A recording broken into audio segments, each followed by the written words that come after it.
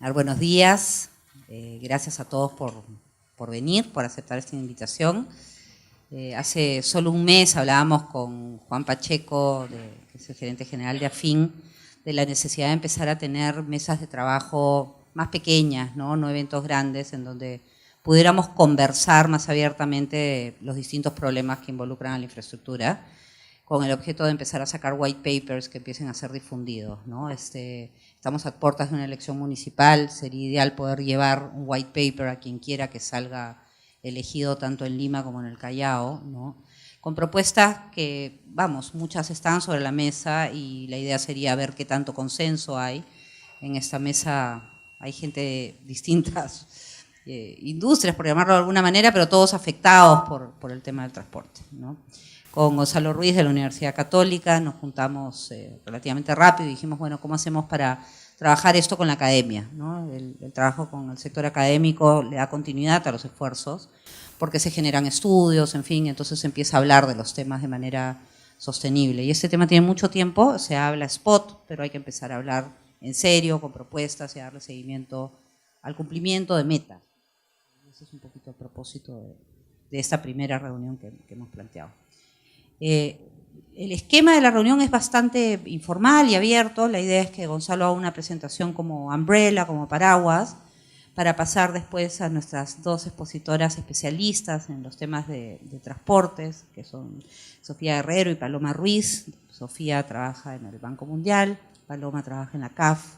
Las dos tienen muchísima experiencia, han escrito papers, son panelistas permanentes en estos temas. Para que nos cuenten un poquito cómo han hecho otras grandes metrópolis para resolver problemas parecidos o no parecidos. Después empezar a aterrizar a lo que hay en Lima y a todas estas propuestas de metro. Laurent es el gerente general de la llamada Línea María, el AMSAC, pero en realidad él tiene en su background también una fortísima experiencia en temas de ferrocarriles y de metros, ¿no? Él ha trabajado en el metro de París.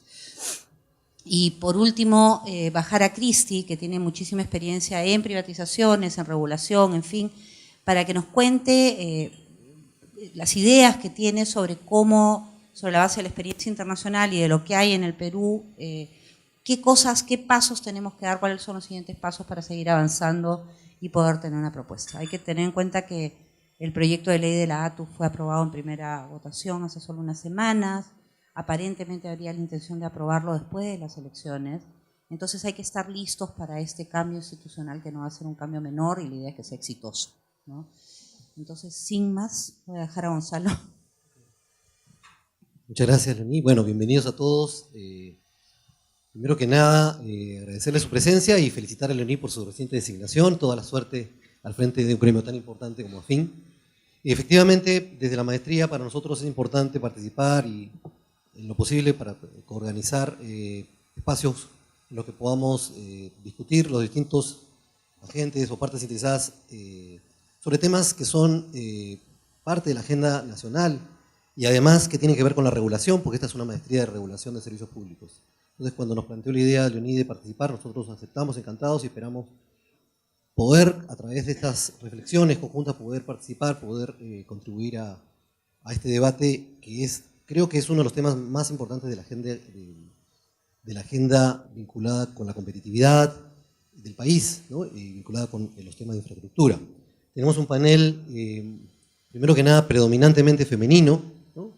Vamos a, y de primer nivel, con profesionales que han destacado en el campo de la infraestructura y en los servicios de transporte.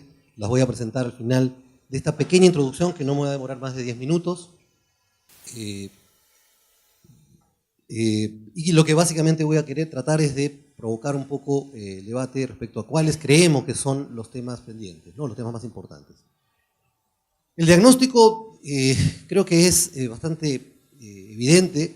La ciudad de Lima es una ciudad que se encuentra atrasada en materia de infraestructura, pero también en materia de sistemas de transporte. Siempre me gusta considerar como un ejemplo, no necesariamente es el mejor, pero la ciudad de Buenos Aires, digamos, en el año 1910, con 1,5 millones de habitantes, comenzó a construir su primera línea de metro, ¿no? Es la línea A, metro, ¿no? Y tenemos múltiples ejemplos de ciudades con el mismo tamaño la población que ya tiene sistemas de transporte masivo, ¿no? Tenemos, bueno, ahí hay algunas ciudades, Seúl, Tokio, Londres, para mencionar algunas de países desarrollados, pero también en la región tenemos múltiples ejemplos.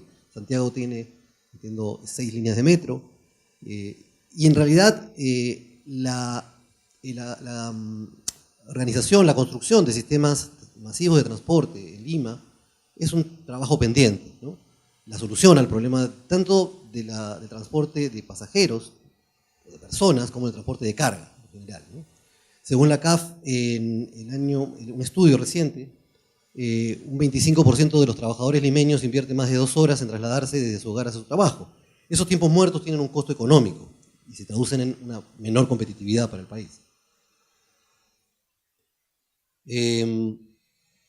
Algunos de los factores que implican este retraso son factores que tienen que ver con la historia de la ciudad. Un crecimiento urbano desordenado, poco planificado, un abandono quizás de la agenda vinculada con la infraestructura y la construcción de sistemas masivos de transporte. Hoy día tenemos solo una línea de metro funcionando, otra en construcción. Tenemos un sistema de buses y combis muy ineficiente y desordenado que, digamos, le plantea a los limeños una alternativa o un sustituto muy pobre a sistemas eficientes de transporte masivo. Los proyectos que hay en marcha, las iniciativas, vamos a ver algunas, están todavía sufriendo un retraso importante. Y lo que venimos enfrentando hasta ahora es un desorden y duplicidad de funciones entre distintas autoridades, algunos sistemas de transporte, algunas facultades están en manos de la municipalidad y los órganos que dependen de la municipalidad, Protransporte, y otros del Ejecutivo, ¿no? Tenemos a la ATE, Proinversión, el MTC. Y esta duplicidad y yuxtaposición de autoridades que están a cargo de la gobernanza del sistema de transporte en Lima y Callao genera inseguridad, evidentemente, y aumenta los costos de transacción.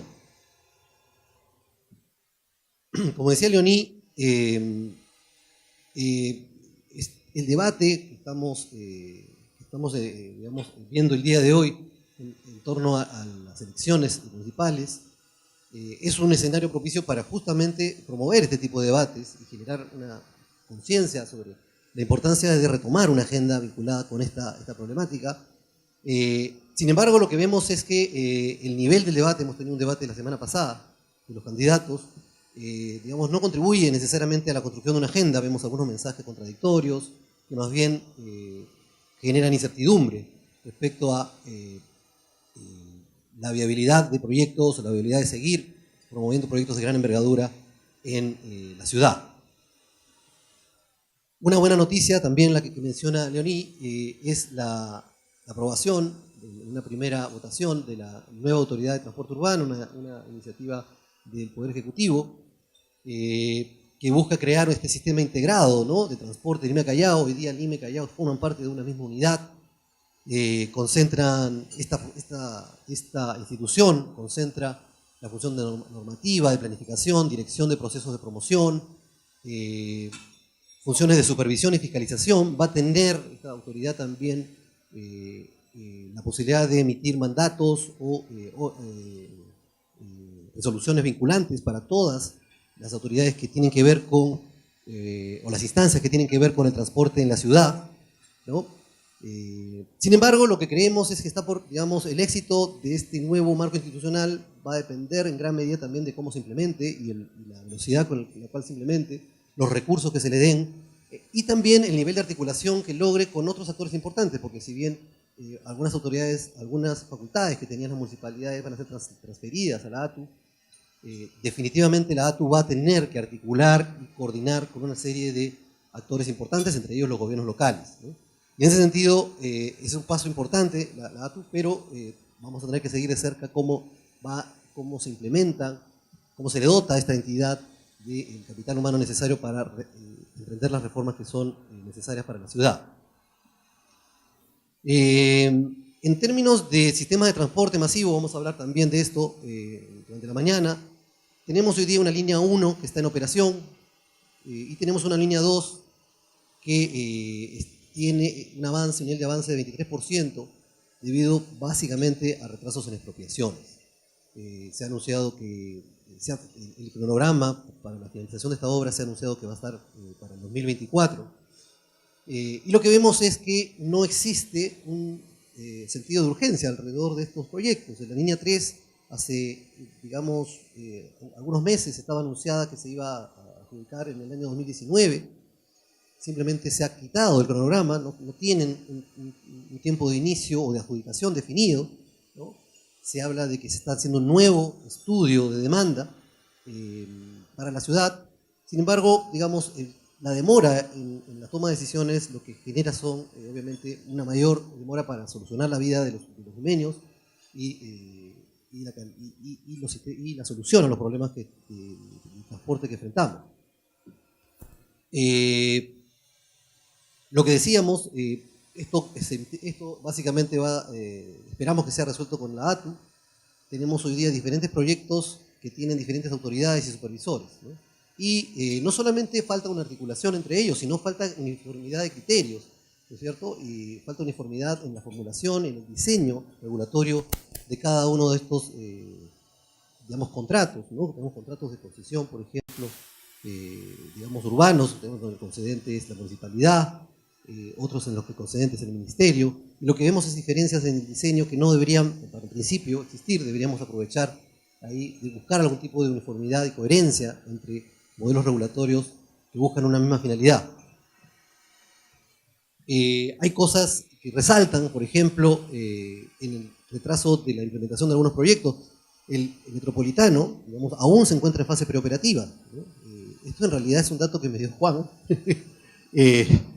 Yo pensé que estaba, digamos, ya en fase operativa, pero, digamos, la fase preoperativa formalmente se inicia cuando se culmine el corredor segregado y se eliminen las alternativas de que compiten, las vías que compiten con el metropolitano. Esto obviamente habla un poco de los retrasos y los problemas que tenemos para implementar los proyectos, ¿no? Y para avanzar en la implementación de los proyectos.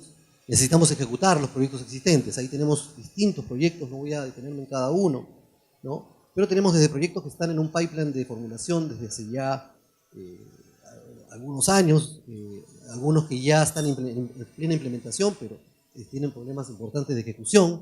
Le damos la bienvenida a Loren. Y tenemos otros que sufren retrasos, como ya mencionábamos, vinculados con la propia ejecución, problemas de expropiaciones, etc. Entonces, en la agenda tenemos, digamos, un conjunto de tareas importantes que emprender, ¿no? Esta autoridad de transporte tiene mucho trabajo por delante. Algunas preguntas que nos atrevemos a plantearle al panel. En primer lugar, bueno, ¿qué debemos hacer para cubrir estas necesidades de infraestructura?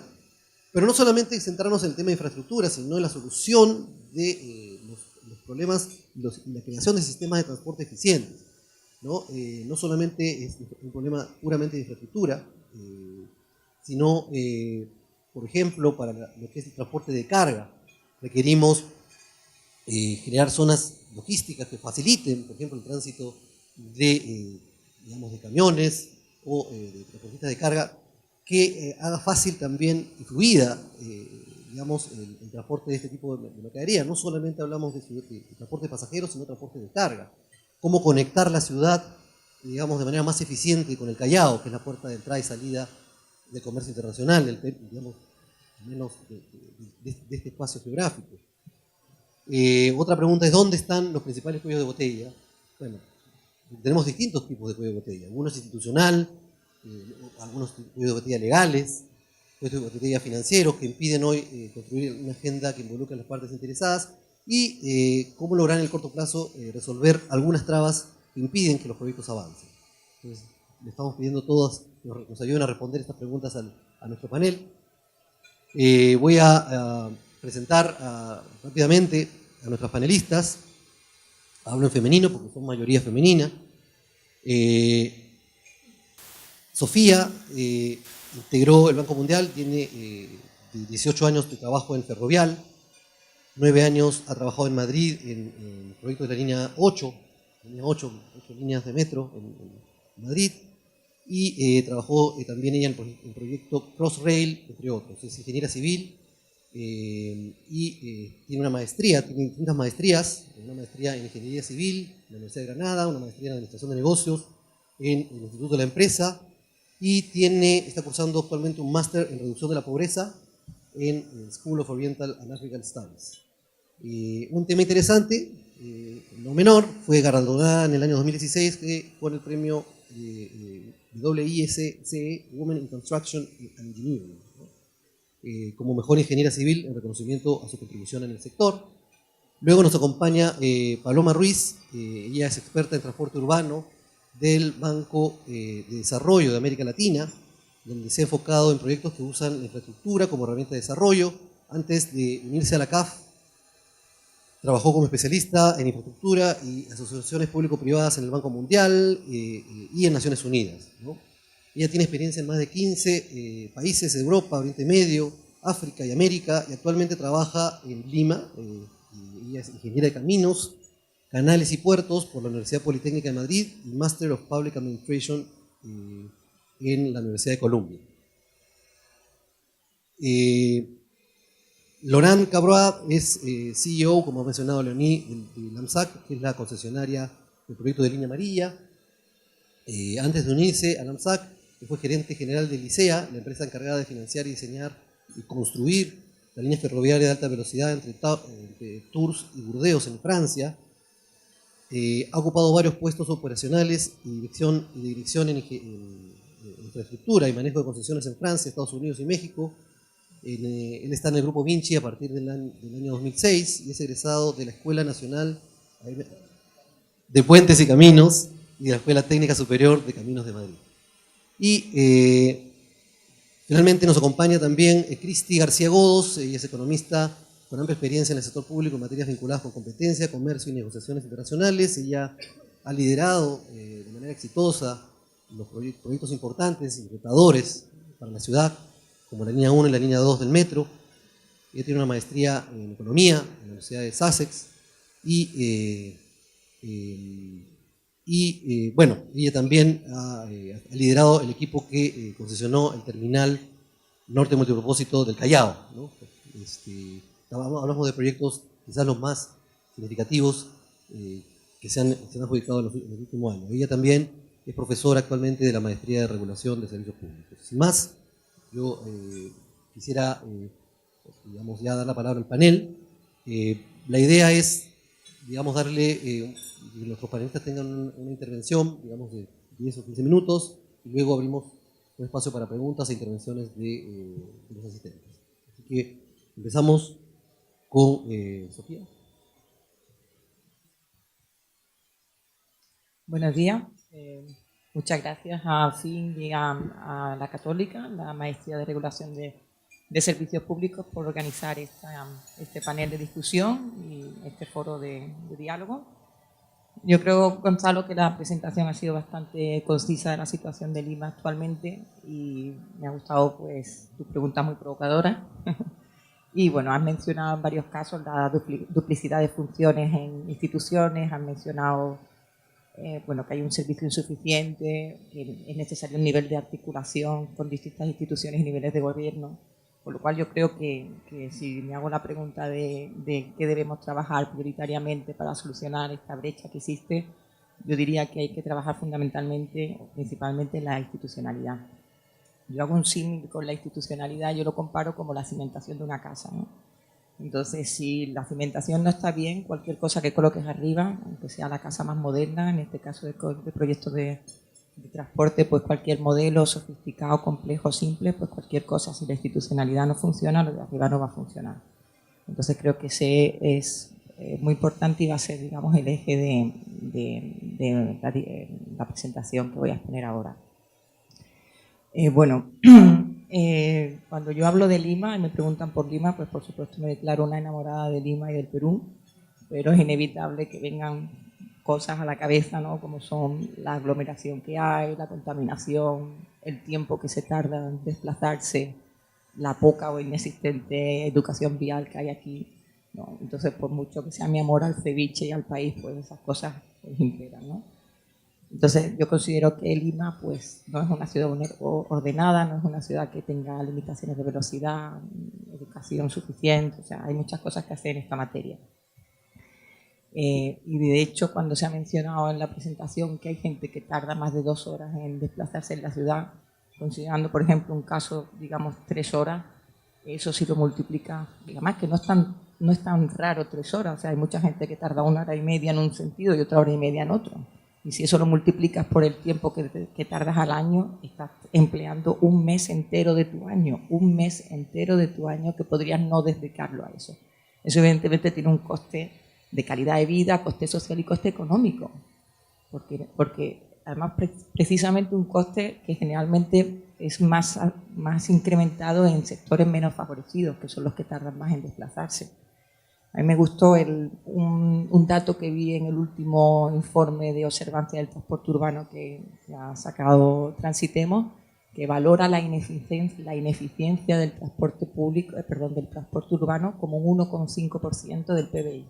Eso es más de 800 millones de dólares. O sea, son cifras que hay que tener en cuenta y que hay que trabajar en ello, ¿no?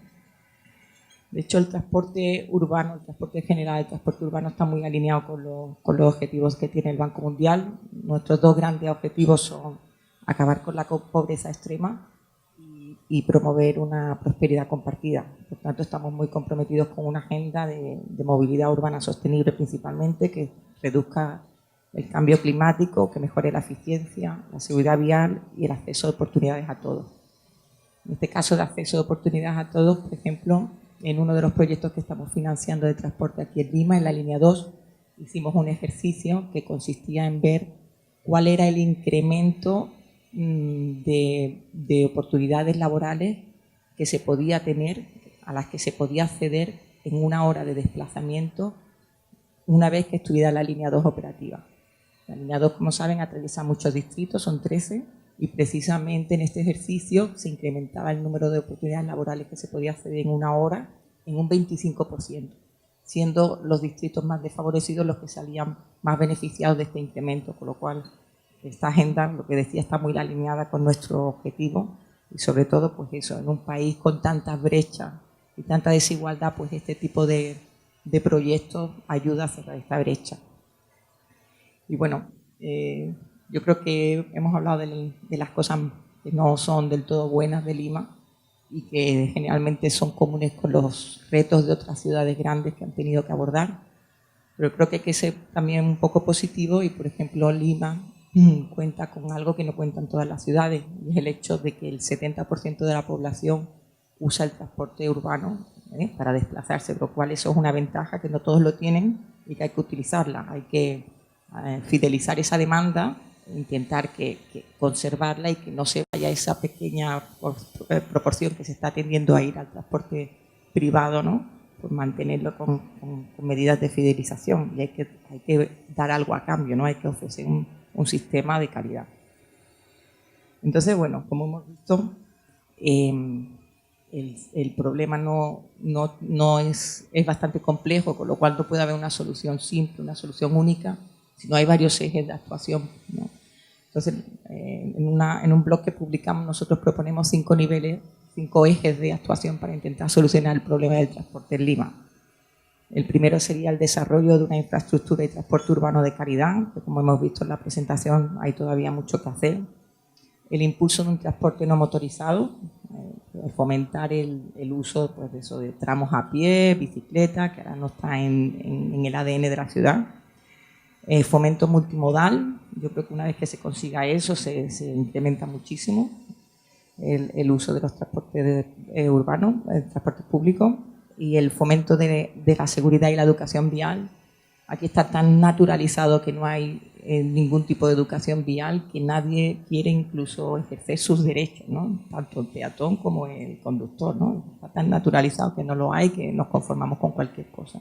Eso no debe ser así. Y el otro eje, el quinto eje, sería el fortalecimiento de las instituciones. Yo creo que con el ejemplo que hemos visto en la presentación, yo creo que queda bastante claro que este es un eje, y sobre todo ahora en el momento en el que estamos con la ATU, yo creo que es un punto que hay que darle especial interés, ¿no? De hecho, hay una publicación del Banco Mundial que les recomiendo, que se llama El laberinto institucional, que si no la han leído de verdad se los recomiendo porque es súper interesante y analiza muchos casos, ¿no? Pues analiza casos de distintas ciudades, por ejemplo, Lagos en Nigeria, Singapur, Vancouver, Londres, París. Y bueno, todos son muy distintos, pero con una problemática común. Y a mí me gusta mucho que saca cinco lecciones aprendidas de estos casos. Lecciones aprendidas de constitución de autoridades de transporte urbano. Yo creo que eso las podemos aprender ahora para emplearlas en este reto que estamos ahora mismo en Lima. La primera lección aprendida dice que no hay un modelo único perfecto. O sea, estamos hablando de un modelo de transporte urbano único perfecto. Además, esto es muy interesante porque esta semana, después de que se sometiera al Congreso la votación de la Autoridad de Transporte Urbano, ha habido muchas noticias en prensa de por qué lo que se propone no es lo mismo que tienen en Londres en Transport for London, ¿no? Pues evidentemente no puede ser lo mismo porque Lima no es Londres y Perú no es Reino Unido, entonces no puede haber una solución única. Tiene que adaptarse a la realidad social y política local y nacional. La segunda lección aprendida me parece también muy interesante, que dice que las autoridades de transporte urbano tardan tiempo en evolucionar. Entonces, si muchos pensamos que, por ejemplo, volviendo al ejemplo de Transport for London, es un modelo muy innovador, es el mejor modelo, a mí me gustaría poner en contexto lo que es Transport for London. Transport for London es una autoridad que empezó a crearse en los años 30, con lo cual lo que es ahora es la evolución de todos este periodo de prueba y error. Ha evolucionado, se ha ido adaptando, cuenta con un metro de más de 150 años de antigüedad, o sea, es un contexto en el que no estamos y en el que han ido aprendiendo de sus propios errores, con lo cual nosotros empezamos ese proceso desde cero ahora. La siguiente lección aprendida es que siempre al inicio de estas iniciativas hay una oposición, y que es innato, siempre hay una oposición. Con lo cual es muy importante que cuando se lanza esta iniciativa haya apoyo político y haya fondos ya comprometidos con esta iniciativa para poder capacitar, para poder emprender, que haya buenas políticas públicas donde se vea el beneficio de esta iniciativa. La siguiente, las instituciones necesitan recursos económicos, y no solo recursos económicos, sino decisión, capacidad de decisión sobre esos recursos económicos. Y al parecer, según este estudio, dice que esta es una de las medidas más importantes para el éxito de una autoridad de transporte urbano. Y la quinta, que me parece muy interesante, es que generalmente hay algo que trigger que surjan estas autoridades de transporte urbano. Puede haber unas elecciones o movimientos sociales, movimientos políticos, o sea, suelen estar relacionadas con algún otro tipo de movimiento. Entonces, recomienda que haya un buen programa de comunicación para involucrar a la sociedad civil. Y yo creo que en cuestión de programa comunicacional es lo que te puede hacer ver el vaso medio vacío o medio lleno. Y esto es fundamental porque el vaso es el mismo, pero se puede ver de una manera o de otra. Y en cuestión de programa comunicacional quería poner un poco el ejemplo de mi experiencia cuando estuve trabajando en Londres. Tuve la suerte de trabajar en Crossrail. Y bueno, Crossrail sobre el papel es un proyecto de más de 14 billones en el centro, bueno, no solo en el centro, pero el tramo del centro evidentemente tiene un importante coste social y si no hubiera habido una buena campaña comunicacional, ahí se quedaba, ¿no? En el inconveniente durante esos 5 años de construcción para toda la sociedad, ¿no? Sin embargo, lo convirtieron en otra cosa, lo convirtieron en una marca, en un legado. La gente se sentía parte de ese proyecto. Hicieron concursos en colegios para poner nombres a las tuneladoras. Era como una telenovela. Todo el mundo quería ver por dónde estaba mañana la tuneladora, si pasaba cerca de un túnel, si llegaba a una estación, si tenía una visita. Se hicieron todo tipo de eso, de visitas, concursos. Y se utilizó para dejar ese legado. Se hizo un análisis de las competencias que tenía la ciudad en cuestiones de obras subterráneas. Se vio que la media de edad de las personas que se dedicaban a ese sector eran 56 años. Entonces dijeron, no, vamos a utilizar esto para incrementar las habilidades de la ciudad. Vamos a crear una academia de tunelación, vamos a tener programas para aprendices, los vamos a formar. O sea, se encargaron de que todo el mundo supiera que en el momento pico se crearon 14.000 puestos de trabajo, que a nivel nacional, con toda la cadena extendida, se consiguieron otros 55.000 puestos de trabajo. O sea, hicieron eso para que todos vieran que el proyecto era de uno, ¿no? Entonces yo creo que, por ejemplo, en el corto plazo tenemos la oportunidad de línea 2 de que se vea todo ese legado, todo ese incremento del PBI que se hace con ese tipo de obras tan faraónicas, ¿no?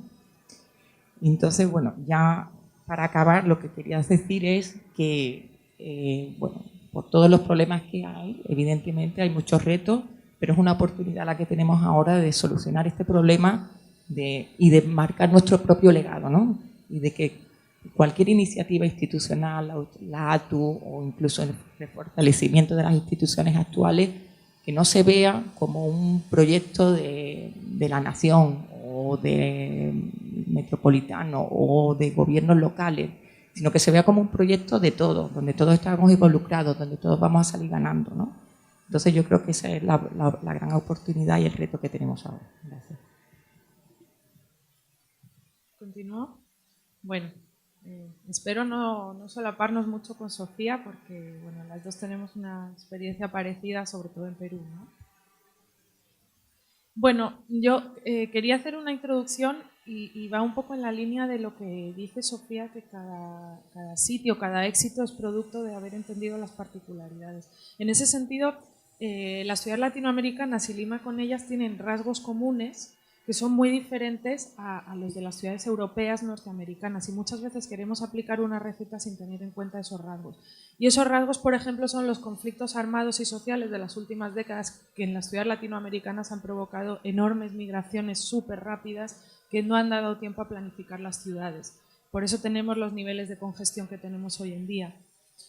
El resultado es lo que vemos en Lima hoy, una ciudad hipercongestionada, con un transporte súper ineficiente, y un poco o parte de lo que yo quería que se quedara hoy aquí de mi exposición es el sentido de urgencia, y me encanta que lo has mencionado, Gonzalo, el sentido de urgencia, porque esto a Lima le está costando, efectivamente, como ya calculó Transitemos, yo también lo había calculado en paralelo en un paper que espero se publique pronto, cientos de millones de dólares.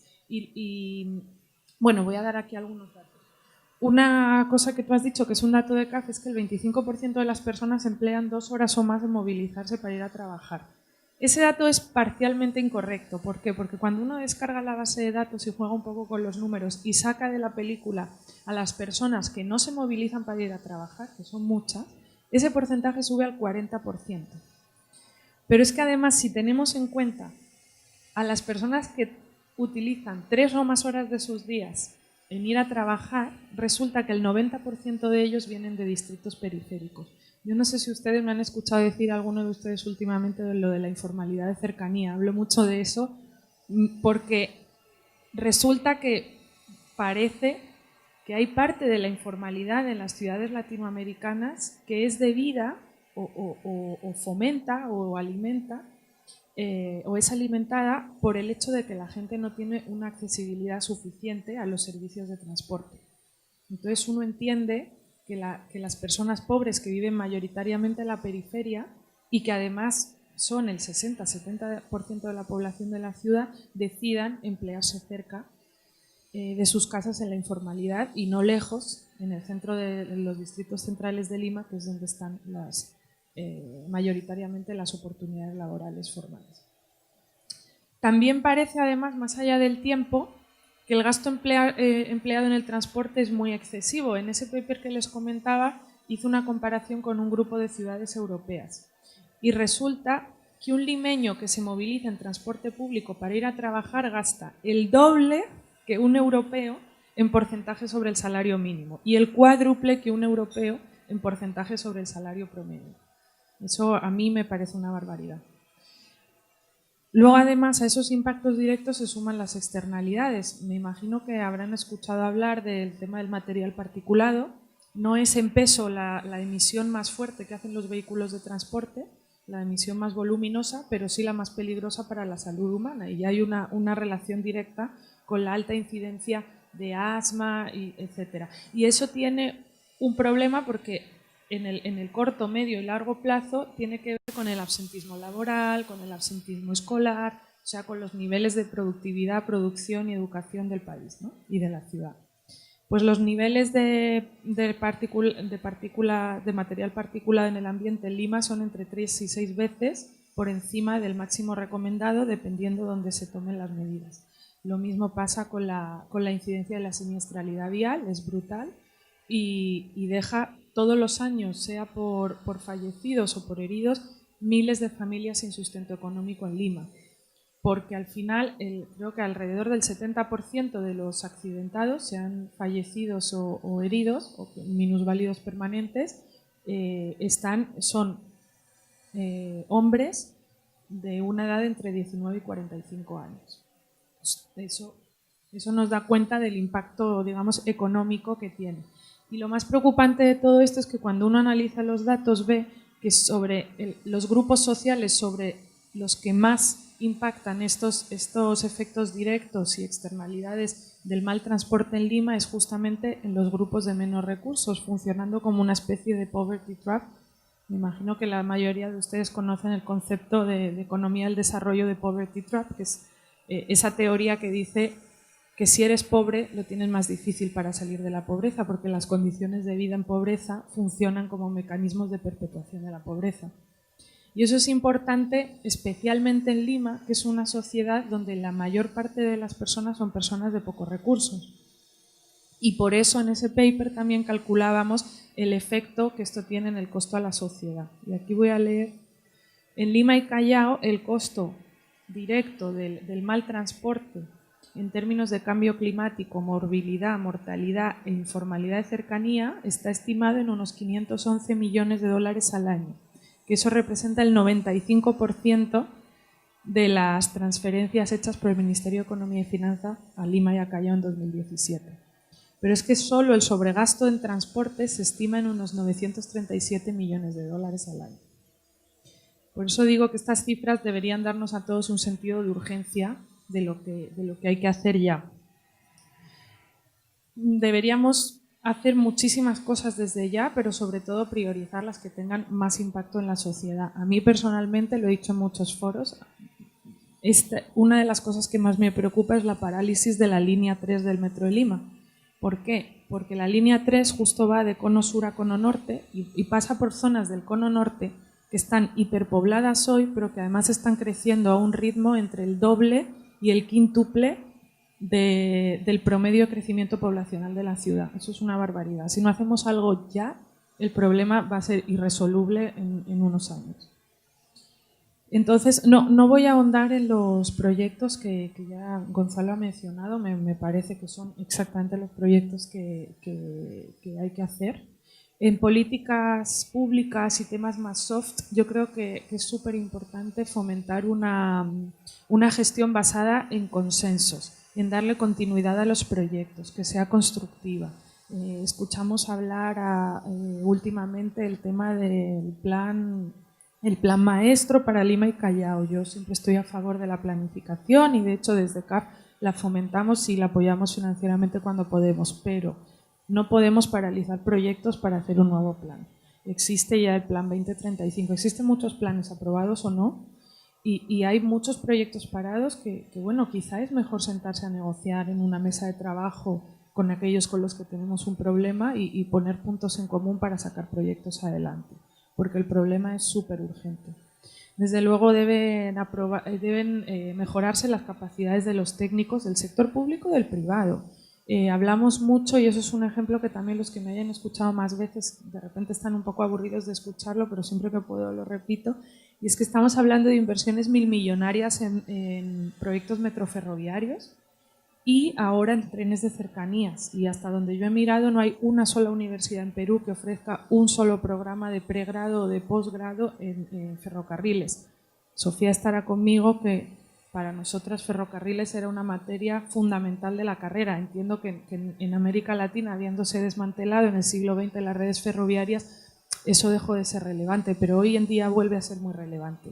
Y estamos un poco, estamos condenando, entre comillas, al país a siempre depender del expertise extranjero y no se está creando nuevo expertise local que sería súper importante. Porque al final a los extranjeros siempre nos falta un poco el conocimiento local, ¿no? Por más años que pasemos aquí no lo tenemos tanto en nuestro ADN. Y en relación a la ATU, por supuesto, hay que aprobar la ATU en segunda votación ya, es urgente. Quizás saben que CAF financió el proyecto de ley que está hoy, CAF financió el proyecto de ley y luego pues se han ido haciendo modificaciones. Y aquí permítanme leer, porque sí quería dejar los puntos dichos. Ustedes me convocaron preguntándome sobre distintas ATUs. Yo no soy especialista en ATUs en general, pero esta ATU sí la conozco más o menos bien.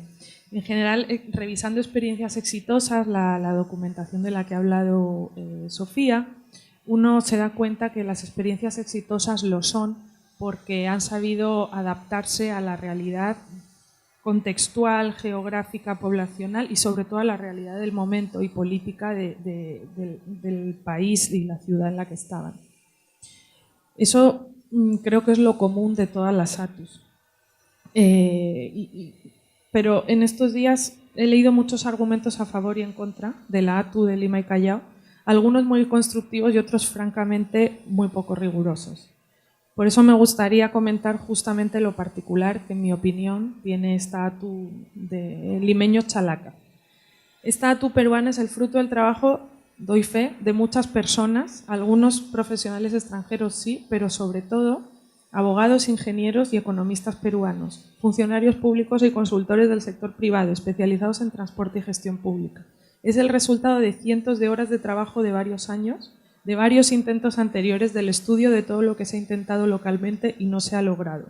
No es una ATU cualquiera, es la primera ATU que llega en forma de proyecto de ley al Congreso de la República y es aprobada por mayoría en el Pleno, habiendo pasado por las comisiones de descentralización y transportes, que se ha discutido durante más de un año en el Congreso y mucho antes. No es la ATU perfecta de un área metropolitana de Lima y Callao utópicos, es la ATU de esta Lima y este Callao, fruto del esfuerzo, conocimiento y experiencia local de muchas personas y sobre todo de muchas discusiones. Es la ATU, sobre todo, que pone sobre la mesa los subsidios y que declara al transporte de pasajeros servicio público esencial, lo cual en el contexto de Lima de hoy es fundamental. En ese sentido, en mi opinión, es la mejor ATU ejecutable y factible que podemos tener en este momento para ponernos a trabajar lo antes posible. Eso de lo antes posible es súper importante. Creo que también las condiciones, si las condiciones en el futuro cambian, también debe cambiar la ATU y ser mejorada, como le ha pasado a Crossrail durante muchísimas décadas. Pero en mi opinión, la creación de la ATU no es condición necesaria, pero no suficiente para que el sistema mejore. Y una característica fundamental para que el sistema mejore es que a su cabeza tiene que haber personas con características técnicas y de gestión excepcionales. Y esto lo digo en mi experiencia de varios años trabajando en Perú. Esas personas tienen que tener habilidad para generar consensos y no conflictos, tienen que ser dialogantes, tienen que tener una gestión apolítica, como decía ayer Gonzalo Priale en su artículo en Gestión, con un manejo tan técnico e independiente como el del Banco Central de Reserva. Tienen que tener una visión estratégica porque se pueden sacar adelante proyectos, pero como decían, no se debe parar lo avanzado. De repente lo avanzado no es perfecto, pero es que hay que ponerse a trabajar ya, hay que elegir entre lo perfecto y lo urgente. Y tiene que tener un sentido muy claro, una vocación y conciencia, sentido de urgencia. Porque todo el tiempo que se dedique a hacer algo que no sea acelerar y ejecutar la infraestructura y los servicios que los limeños necesitan hoy, es un costo de oportunidad en términos de desarrollo social y crecimiento económico. Yo creo que el éxito de la ATU debe ser tener ese tipo de perfil a su cabeza y sobre todo ponerse a trabajar inmediatamente. Y cierro aquí y seguimos con preguntas, yo creo, si quieren. Laurent, por favor. ¿Yo hago las preguntas?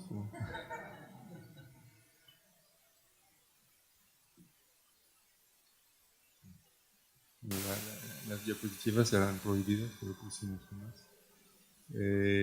Bueno, voy a tratar de darles una imagen un poco diferente, visto desde un operador, de lo que podemos aportar al debate de este tema del transporte en Lima.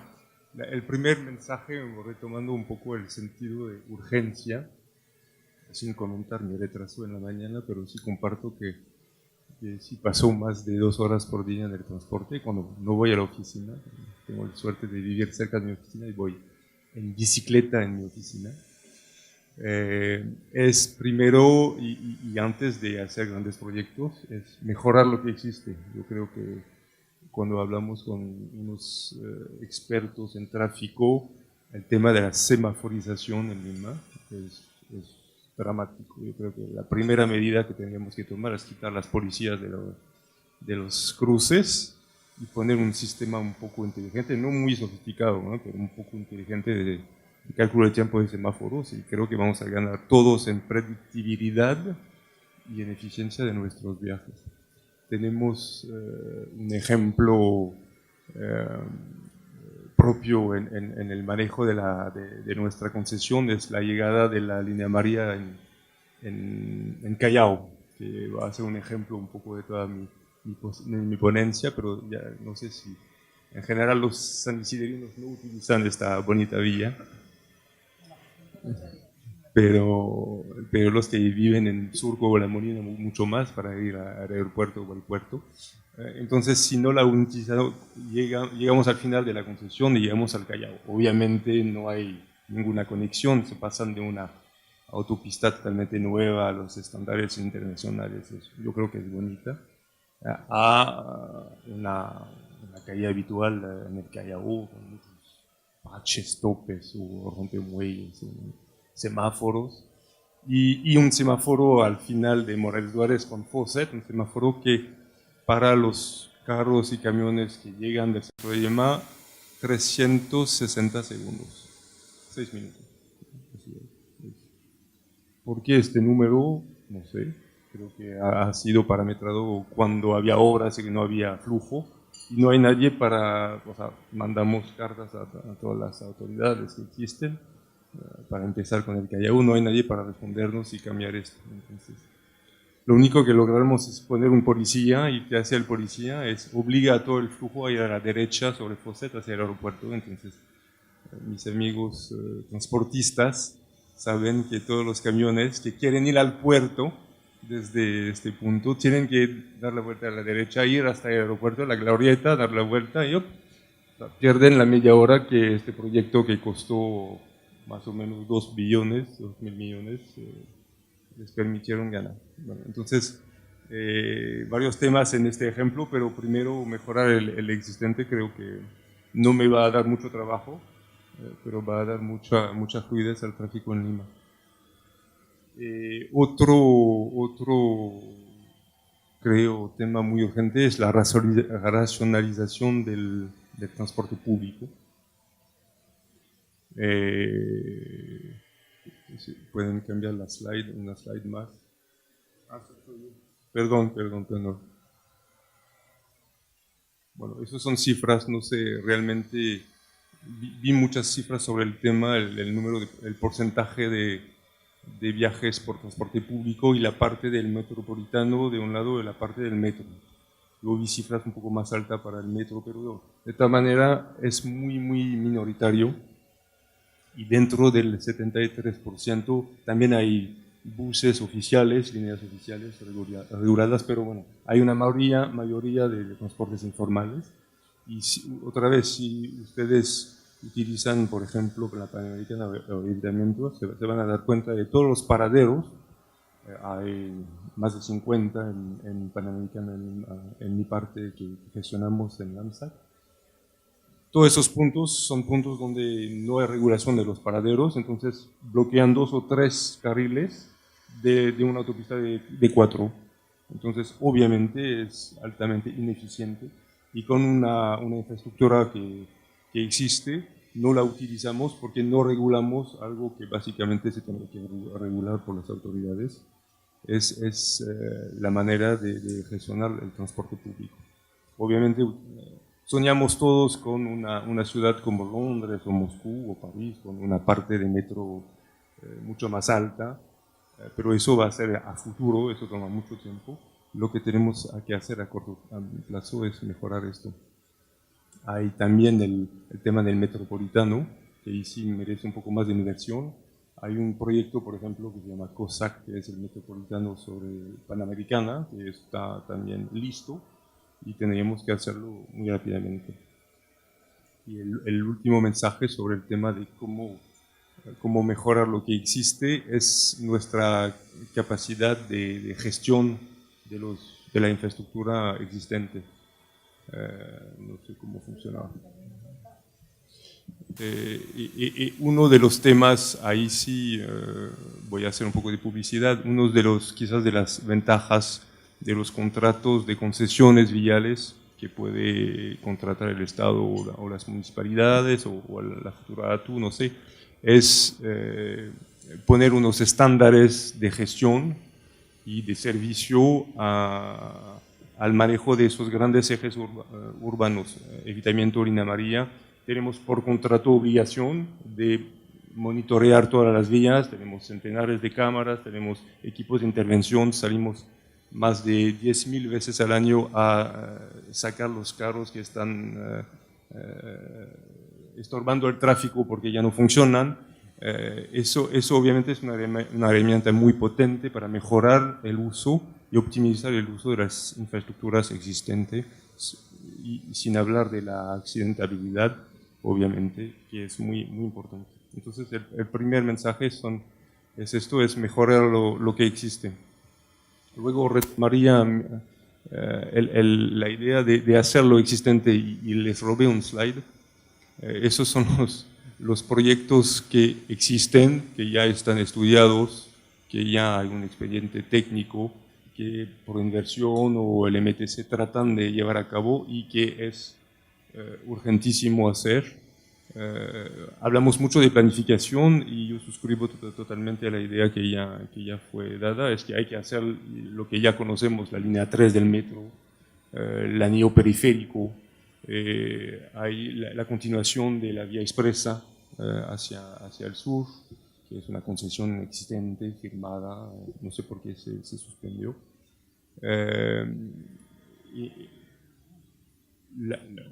Obviamente la ampliación de la línea 1, bueno, esos proyectos que creo hay un consenso sobre su utilidad y que existen técnicamente, que realmente urgen para hacer. Eso es un mapa de infraestructuras viales. Hay otros proyectos, obviamente, que es importante.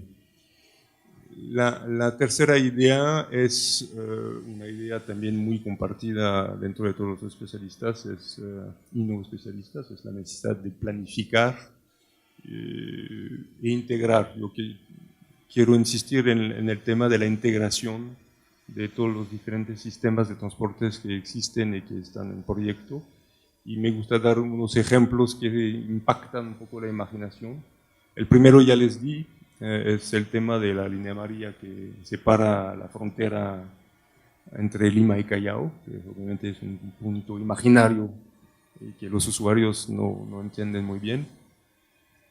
Y también el tema de la ausencia total de planificación de toda la zona. Se ve de hecho en este gráfico, en este mapa, no hay casi nada alrededor del futuro aeropuerto y del puerto.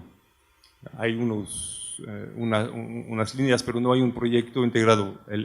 Yo sé que el MTC trabaja en integrar una solución en esta zona. Hablamos de flujos logísticos. El puerto de Callao es los 3/4, 2/3, 3/4 de flujos logísticos del país. Y no sé si van en esta zona, hay kilómetros de cola de camiones para descargar, kilómetros de colas de camiones para entrar a los puertos. Es una situación muy complicada. El otro problema y aberración de planificación, la conocen quizás todos, pero también me gusta comentarla, es la línea 2 del metro, que tiene en su proyecto una estación frente al aeropuerto Jorge Chávez. Nos alegramos todos, pero el día que se va a abrir la estación, el aeropuerto se habrá mudado. Entonces, ahí obviamente son temas que todas las ciudades conocen, son temas complejos conocidos, pero ahí sí hay un problema que parece muy fuerte.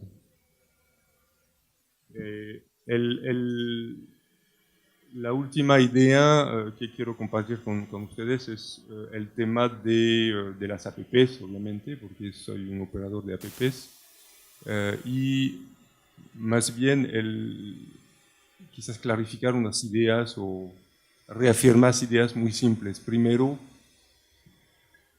el Estado o las autoridades de transportes pueden elegir diferentes maneras de contratar a constructoras, operadores de transporte para realizar sus proyectos.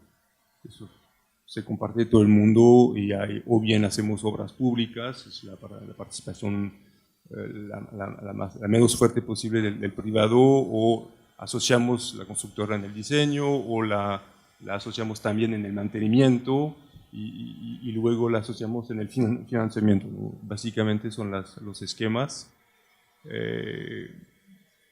Es como el tema de las ATUs, o sea, no hay buenos esquemas y malos esquemas, o sea, hay esquemas idóneos para una situación dada.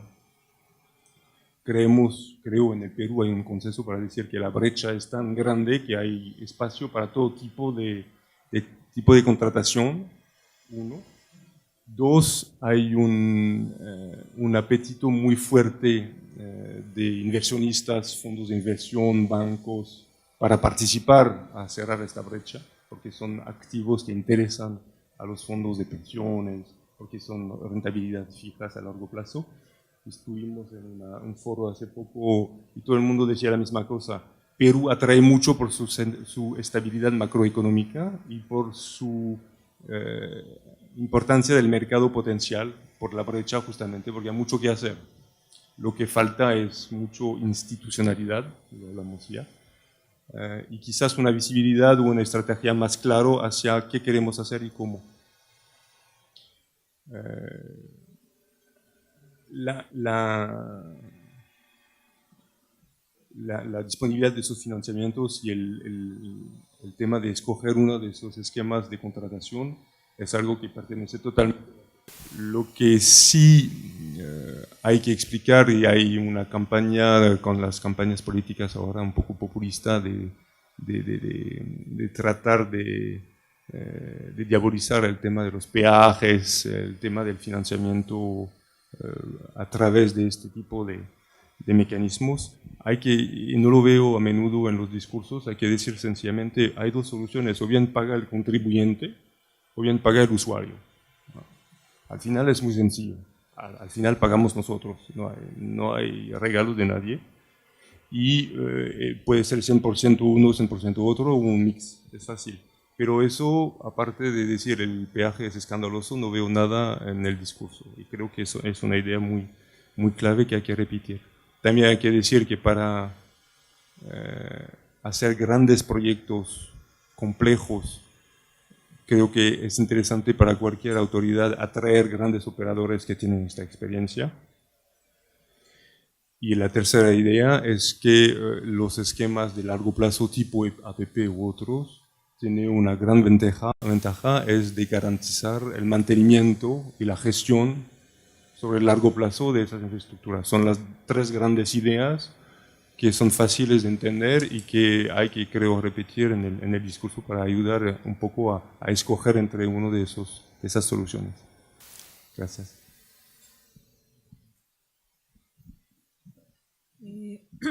Buenos días con todos. Ante todo, agradecer a FIM y a la Católica por la invitación. Felicitar por las ponencias tan interesantes que han tenido Sofía, Paloma, Lauren y Gonzalo. Me toca un poco tratar de aterrizar quizás todas las experiencias internacionales, las ventajas y el conocimiento que tiene el mundo o los especialistas en el sector transportes para ver cómo podemos nosotros tratar de aplicarlas eficientemente en el Perú. Y me quedo con lo que decía Sofía, no existe modelo perfecto y cada modelo se va a ir adecuando a la realidad de cada país. Y Perú ha sido resultado de eso, o sea, la línea 1, la línea 2 del Metro de Lima fueron efectivamente lo mejor que se pudo hacer, se hizo lo mejor que se pudo hacer en las condiciones en las que estaba el Perú en ese momento, ¿no? Entonces yo siempre decía, en la época que hacíamos línea 1, una vez que adjudiquemos línea 1, vamos a ver que línea 2 y línea 3 y las siguientes van a salir porque la credibilidad del país para desarrollar un sistema de infraestructura de transporte masivo va a incrementarse, y aquellos que estaban observando, por ejemplo, Vinci era uno de ellos, otras empresas observaban qué pasaba con línea 1 y qué pasaba con línea 2, una vez que se adjudicasen, probablemente iban a mantener el interés. Se aprendió de ambos proyectos, se perfeccionaron en los siguientes, y en el tiempo debieron ir aplicándose algunas políticas que van un poco o que fracasaron, diríamos quizás, por la falta de institucionalidad y también un poco la falta de decisión de algunos entes del Estado para sacar adelante el proyecto, ¿no? Y aquí hay algo que tenemos que, aunque yo ya no trabajo en el Estado, todavía me siento a veces muy parte del Estado, lo que tenemos que hacer es como Estado saber reconocer que no sabemos todo. Y que si no sabemos todo, entonces hay alguien que sí puede ayudarnos, que no sabrá todo, pero podrá saber un poquito más que nosotros para tomar las decisiones. Entonces, y eso creo que es algo importante que ahorita con la nueva ley de APPs se está dando, ¿no? La posibilidad de contratar a estas empresas o tener este project manager que pueda facilitar la ejecución de aquellos proyectos de gran envergadura para los cuales no tenemos en el Perú a los profesionales que puedan hacerlo, pero que no significa que no los vayamos a tener, podremos tener potenciales y podremos capacitarnos para salir adelante, ¿no? Entonces, eso creo que es lo importante. Entonces, acá hay un tema que para mí es la ATU y la nueva ley de APPs deberían, en todo caso, estar orientadas a reconocer la falta de conocimiento de algunos sectores del Estado peruano para poder implementar luego contratar a quien nos pueda ayudar a sacar adelante esos proyectos.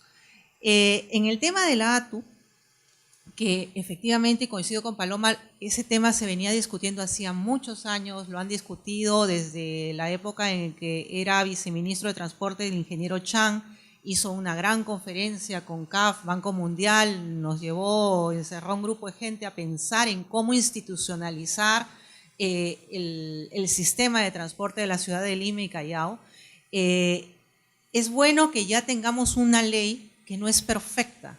Y mi abuelita decía, lo perfecto es enemigo de lo bueno. Entonces, si buscamos la perfección, nunca vamos a llegar a ningún lado. Entonces, empecemos por algo. Por lo menos ahora empecemos con este proyecto que está interesante, que implica una coordinación, que implica un reto, pero que no va a ser la solución del corto plazo. O sea, la ATU, como bien decía Sofía, va a tener un proceso de crecimiento. Es como un niño de 2 años, un niño que empieza a nacer, poquito a poco va a aprender a caminar, luego a correr y luego correrá la maratón.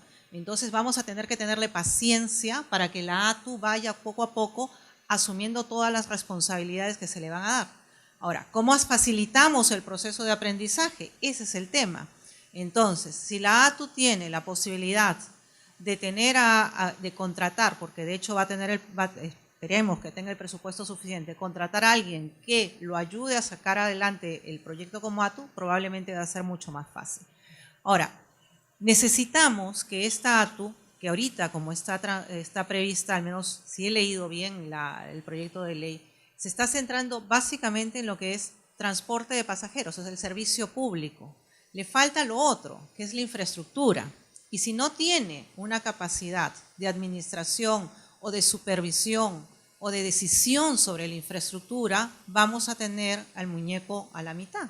Porque de alguna forma esta ATU también debería tener un eje de ingeniería que se encargase también de supervisar la infraestructura, cosa que el inversionista no tiene que ir, porque las líneas de metro, el sistema de transporte masivo, no es solamente el bus y el tren que corre, es el riel sobre el que va, es la pista sobre la que va a ir, el corredor especial sobre el que va a ir, la señalización, etc. Son varias cosas más. Entonces, quizás, y acá chocaré con mi antigua casa, que era Ocitran, probablemente a esta ATU hay que transferirle también esa capacidad de supervisión de la infraestructura de transporte masivo de Lima y Callao.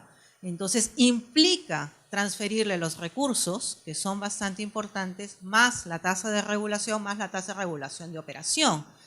En estricto no está, al menos no lo he leído que esté así, porque solamente se queda en el servicio público, y se va a tener que hacer eso. ¿Qué va a implicar? Va a implicar que la ATU va a ser probablemente una de las instituciones con más poder en el sistema de transporte del Perú. Grandes recursos, y aquí sí coincido con Paloma, o sea, necesitamos que quien suma la ATU no sea solamente, primero, me parece genial que esté por 5 años, pero que pase por un sistema de evaluación como lo que pasan los presidentes de los organismos reguladores, que no solamente investigan y evalúan experiencia ya no hay partidos políticos, pero carnet político o tendencia política, sino experiencia y conocimiento, y que además tiene 5 años de relativa estabilidad como para poder administrar y sacar adelante el proyecto. Ahora, esta ATU, de hecho, tiene que ser una institución que no puede pensar en corto plazo, que tiene que pensar en largo plazo. Un metro de Lima, una línea de metro, no se hace, y siempre lo digo yo, incluso a mis alumnos, no lo hago en un gobierno. Cada gobierno quería tener su línea de metro. He pasado por casi todos los gobiernos. Alan García quería su línea de metro. El señor Ollanta quería su línea de metro. Pensábamos que Kuczynski quería su línea de metro. No la tuvo. El tren de cercanías. ¿No? Cada uno quiere su gran infraestructura de renombre. Está bien. Pero aquí hay que ser el técnico de alguna forma que tome eso, tiene que ser suficientemente hábil como para poder motivar la iniciativa política con lo técnico y lo que necesita la ciudad, ¿no? Entonces, la línea de metro se planifica en un gobierno, se empieza a ejecutar a finales de ese gobierno, si es posible, se construye en un segundo gobierno y se inaugura en el tercer gobierno. Entonces, es un proceso de largo plazo. Es un proceso de largo plazo que va entonces a ese famoso plan de infraestructura que ahora, según la nueva ley de APPs, deberíamos tener y que está de alguna forma elaborado por Proinversión, el MEF y los sectores, el MEF, pero ya es una visión de largo plazo. Entonces, la agenda de ATU va a tener que estar atada y vinculada a ese plan de infraestructura que se va a hacer. Entonces, aquí el tema va a ser que te vamos a tener que de alguna forma dotar a la ATU de cierta autonomía para que pueda cumplir el plan de infraestructura conforme se vaya a establecer ahora o en los próximos 3 años. Entonces, es un tema bien importante. O sea, aquí se necesita institucionalidad, es la base de todo, como bien decía Sofía. Si no la doto de todas las facultades para que pueda crecer bien y pueda hacer las cosas bien, no va a funcionar y va a fracasar rápidamente. Entonces, es importante evitar, en todo caso, que exista duplicidad de funciones. Y los grandes problemas que ha tenido, y no sé si hay alguien de la línea 2 probablemente, en la aprobación de los avances de línea 2 es la duplicidad de las supervisiones, ¿no? Por un lado teníamos OCITRAN, por otro lado tenía a la ATE, que evaluaba, entonces uno aprobaba, el otro no aprobaba, y la gran discusión, y nadie sabía qué pasaba y cómo avanzaba. Y ahorita tenemos el retraso de casi 2 años del proyecto, ¿no? Que aunque empiecen a trabajar las tuneladoras, no va a llegar al 2021 como se esperaba que para el Bicentenario tuviésemos la línea 2, no llegará, pasará, pero esperemos que algunas estaciones sí estén operando.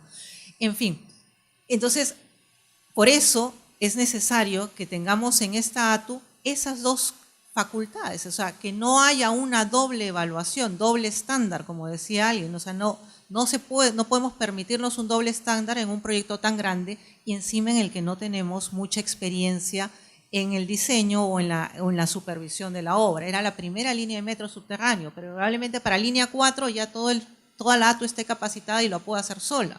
Pero para la primera necesitamos reconocer la falta de conocimiento para poder avanzar.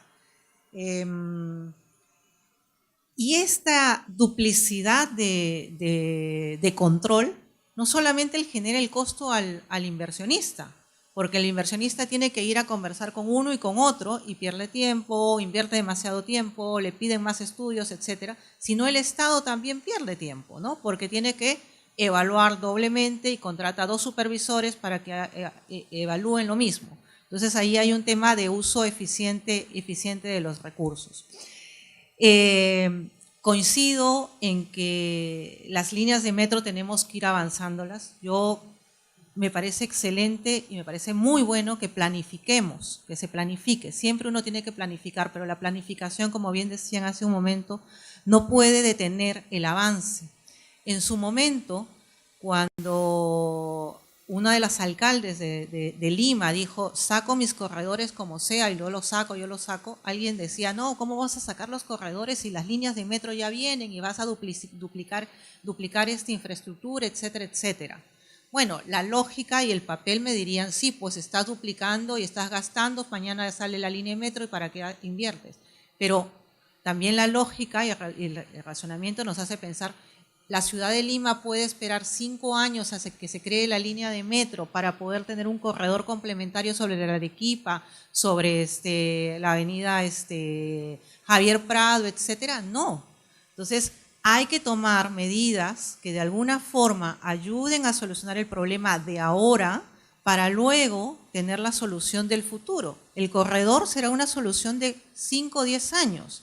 La línea de metro va a ser la solución de los próximos 100 años, probablemente. El Metro de Londres tiene 150 años trabajando. Entonces, eso es lo que se tiene que hacer, planificar el corto plazo, la solución de corto plazo, y luego incorporar la solución de largo plazo.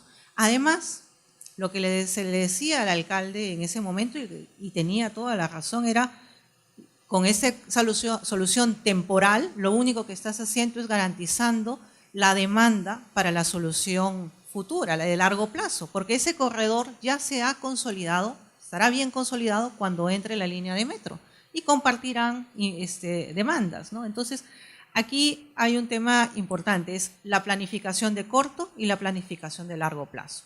Y dentro de la planificación de largo plazo viene lo siguiente, planificación de la ciudad, planificación del territorio. ¿Cómo quiero que se organice el territorio? Y eso es lo que ATU va a tener que hacer de alguna forma. ¿Hacia dónde quiero que la ciudad crezca? La periferia es las zonas más pobres y las líneas de metro van a tener que llegar a la periferia. Querramos o no querramos, van a tener que llegar a la periferia. Por 2 motivos. Porque ahí está la mayor demanda o la gente en todo caso que necesita más la línea de metro. Y segundo, porque no tenemos patios talleres para las líneas de metro. Para poner un patio taller y un estacionamiento de las líneas de metros, estamos hablando entre 20 y 23 hectáreas, que es lo que tiene un patio taller solamente para poner el estacionamiento y todos sus talleres. Donde dentro de la ciudad de Lima tenemos esa cantidad de terreno disponible. La Videna, no podemos dejar a la ciudad sin la Videna, ¿no es cierto?, al país. O sea, no es, tenemos que irnos hacia afuera. Entonces, si ya sabemos que Lima, por lo menos, tiene previstas 6 líneas de metros y a partir de estudios de JICA, del BID, etcétera, de varios lugares, ya sabemos que hay 6 líneas de metro, sabemos de dónde van, de norte, sur, este, oeste, más o menos, dónde empiezan y dónde terminan.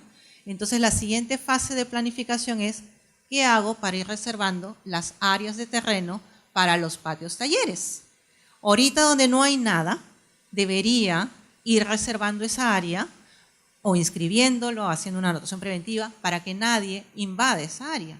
Entonces, de esa forma, en 10 años no voy a tener el problema social de tener que liberar una área con una gran cantidad de familias viviendo ahí.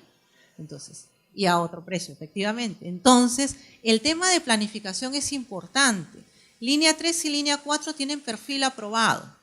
Nos guste, no nos guste, cómo está, que si es muy grande, muy chiquita la demanda, calculé 5% más o menos la demanda, no importa. Pero ya tengo un perfil y tengo un trazo. Yo ya sé que línea 3 tiene que llegar hasta el norte antes de Chillón. Si sé que es eso, entonces inmediatamente debería estar ahorita viendo cómo reservo esa área al norte o al sur, igual en línea 4. Entonces, es un tema que deberíamos hacerlo.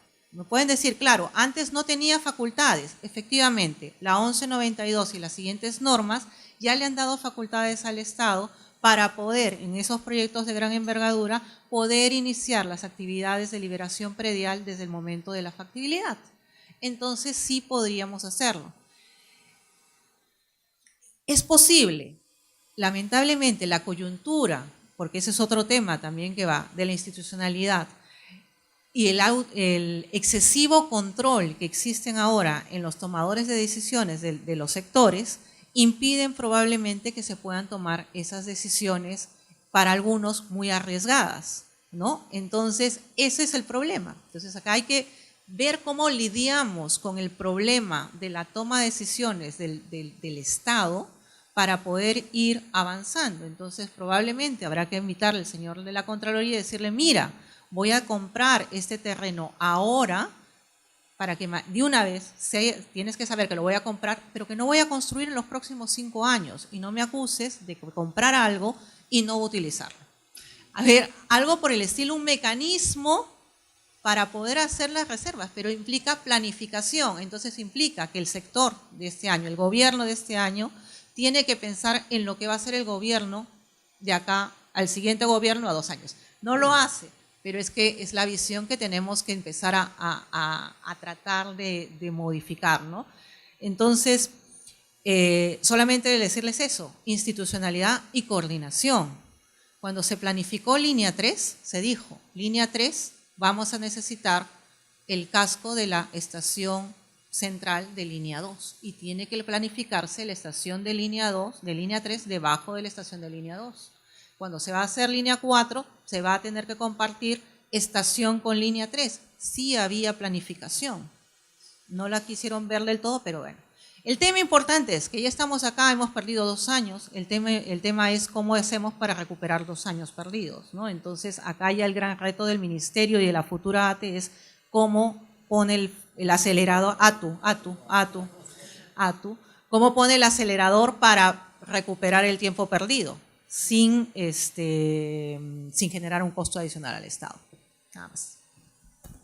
Muchas gracias. Muy bien, bueno, creo que hemos tenido un excelente debate. No sé, vamos a abrir preguntas. Lo que pedimos es brevedad para poder hacer más fluida la discusión. Enzo, por favor.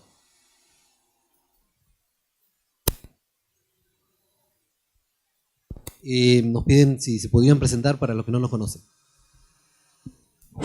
Gracias. Mi nombre es Enzo de Filippi y soy profesor de la Universidad del Pacífico. Brevemente, el decreto legislativo 1192 que habla Cristi, tuve la oportunidad, yo era viceministro de Economía en ese momento, tuve la oportunidad de participar en él, y la planificación había sido tan inexistente que hasta ese momento la normativa suponía que los metros daban vuelta en 90 grados. No había ninguna normativa que permita pasar por debajo de las propiedades privadas. Es decir, si había que ir de una avenida, o sea, solamente era por avenidas. Entonces, suponía que el metro podía dar una vuelta así, ¿no? Pero el comentario que quería hacer era el tema de la disponibilidad presupuestal. Cada uno de estos proyectos, sobre todo los de metro, que tiene que, la obra tiene que ser afrontada por el Estado, cuesta, give or take, 5.000 millones de dólares. El Estado peruano no puede pagar más de una a la vez, ¿no? Entonces, más de 5.000, o sea, una sola a la vez es lo que se puede hacer, y el momento que tú quieres hacer el tren de cercanías, tienes que certificar una línea de metro. Es presupuestal, o sea, es una hard budget constraint que decimos los economistas, ¿no? Una limitación. Entonces, si bien creo que estoy totalmente de acuerdo con el tema de la planificación y el tema de la urgencia, creo que esto le añade una capa adicional a la complejidad del problema, porque solamente puedes hacer una sola cosa a la vez y te demora 5 años en terminar de pagar uno para comenzar a pagar lo otro. Entonces, el tema, siendo urgente, es mucho más difícil si le añades esta capa de análisis. Gracias. Muchas gracias. Efectivamente, eso es cierto. Por eso es importante avanzar con lo que ya se tiene en la mano, y quizás proyectos que podrían ser interesantes como el tren de cercanías, quizás deberían, digamos, seguir pues por un proceso de estudio y avanzar con lo que ya se tiene. No sé si hay alguna otra cosa. Adelante, por favor.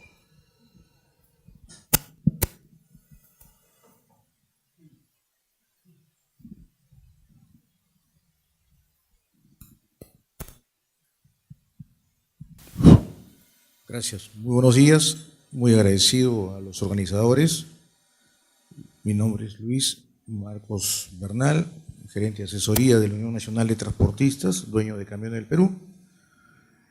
Somos una entidad que agrupamos a un importante sector de usuarios de la infraestructura vial terrestre, tanto urbana como interprovincial. Definitivamente el tema de la infraestructura es importante para una gestión eficiente y competitiva del transporte terrestre. Veo que la mayoría de temas se está enfocado al tema del transporte de personas, básicamente porque consideramos que es una buena política de Estado privilegiar el transporte masivo, eficiente y seguro. Creo que eso es un tema que nadie discute. No obstante ello, también debemos señalar que la circulación de vehículos de carga pesada constituyen parte del problema, pero también constituimos parte de la solución. Solamente quería que ustedes que conocen el tema de infraestructura tomen algunos datos en consideración. Solamente por los puertos del Callao, el año 2017 se han movido 103.917.000 toneladas de carga, ya sea en TEUs, ya sea en granos, líquidos, carga rodante. Y para hacerlo más sencillo, esto significa que un vehículo de máxima capacidad, según el Reglamento Nacional de Vehículos, de 30 toneladas de capacidad de carga, o sea, esos trailers compuestos por un tractor remolcador y un semirremolque con un gigante contenedor que vemos casi todos los días, se han necesitado mover 9.444 vehículos por día. Lo que significa que esos vehículos con un promedio de longitud, solamente un cálculo aproximado, de 16 metros 50, necesitan 155.826 metros lineales por día, en Lima y Callao. Estas cifras que realmente las he sacado así a vuelo de pájaro, como se dice, nos demuestran del por qué estamos así en una ciudad como esta, ¿no? Hemos crecido desordenadamente, todo lo que se ha dicho. Creo que los problemas están ahí y nosotros como gremio de transportadores vemos con gran expectativa la preocupación de un sector de empresarios como nosotros también, que se preocupan por mejorar los niveles de viabilidad y competitividad del país. Esto demuestra que en estos momentos nosotros estamos siendo deficientes y estamos siendo no competitivos en cuanto a escoger el puerto por donde descargas la carga, o en su defecto está generando un sobrecosto innecesario a los bienes de exportación y a los bienes de importación.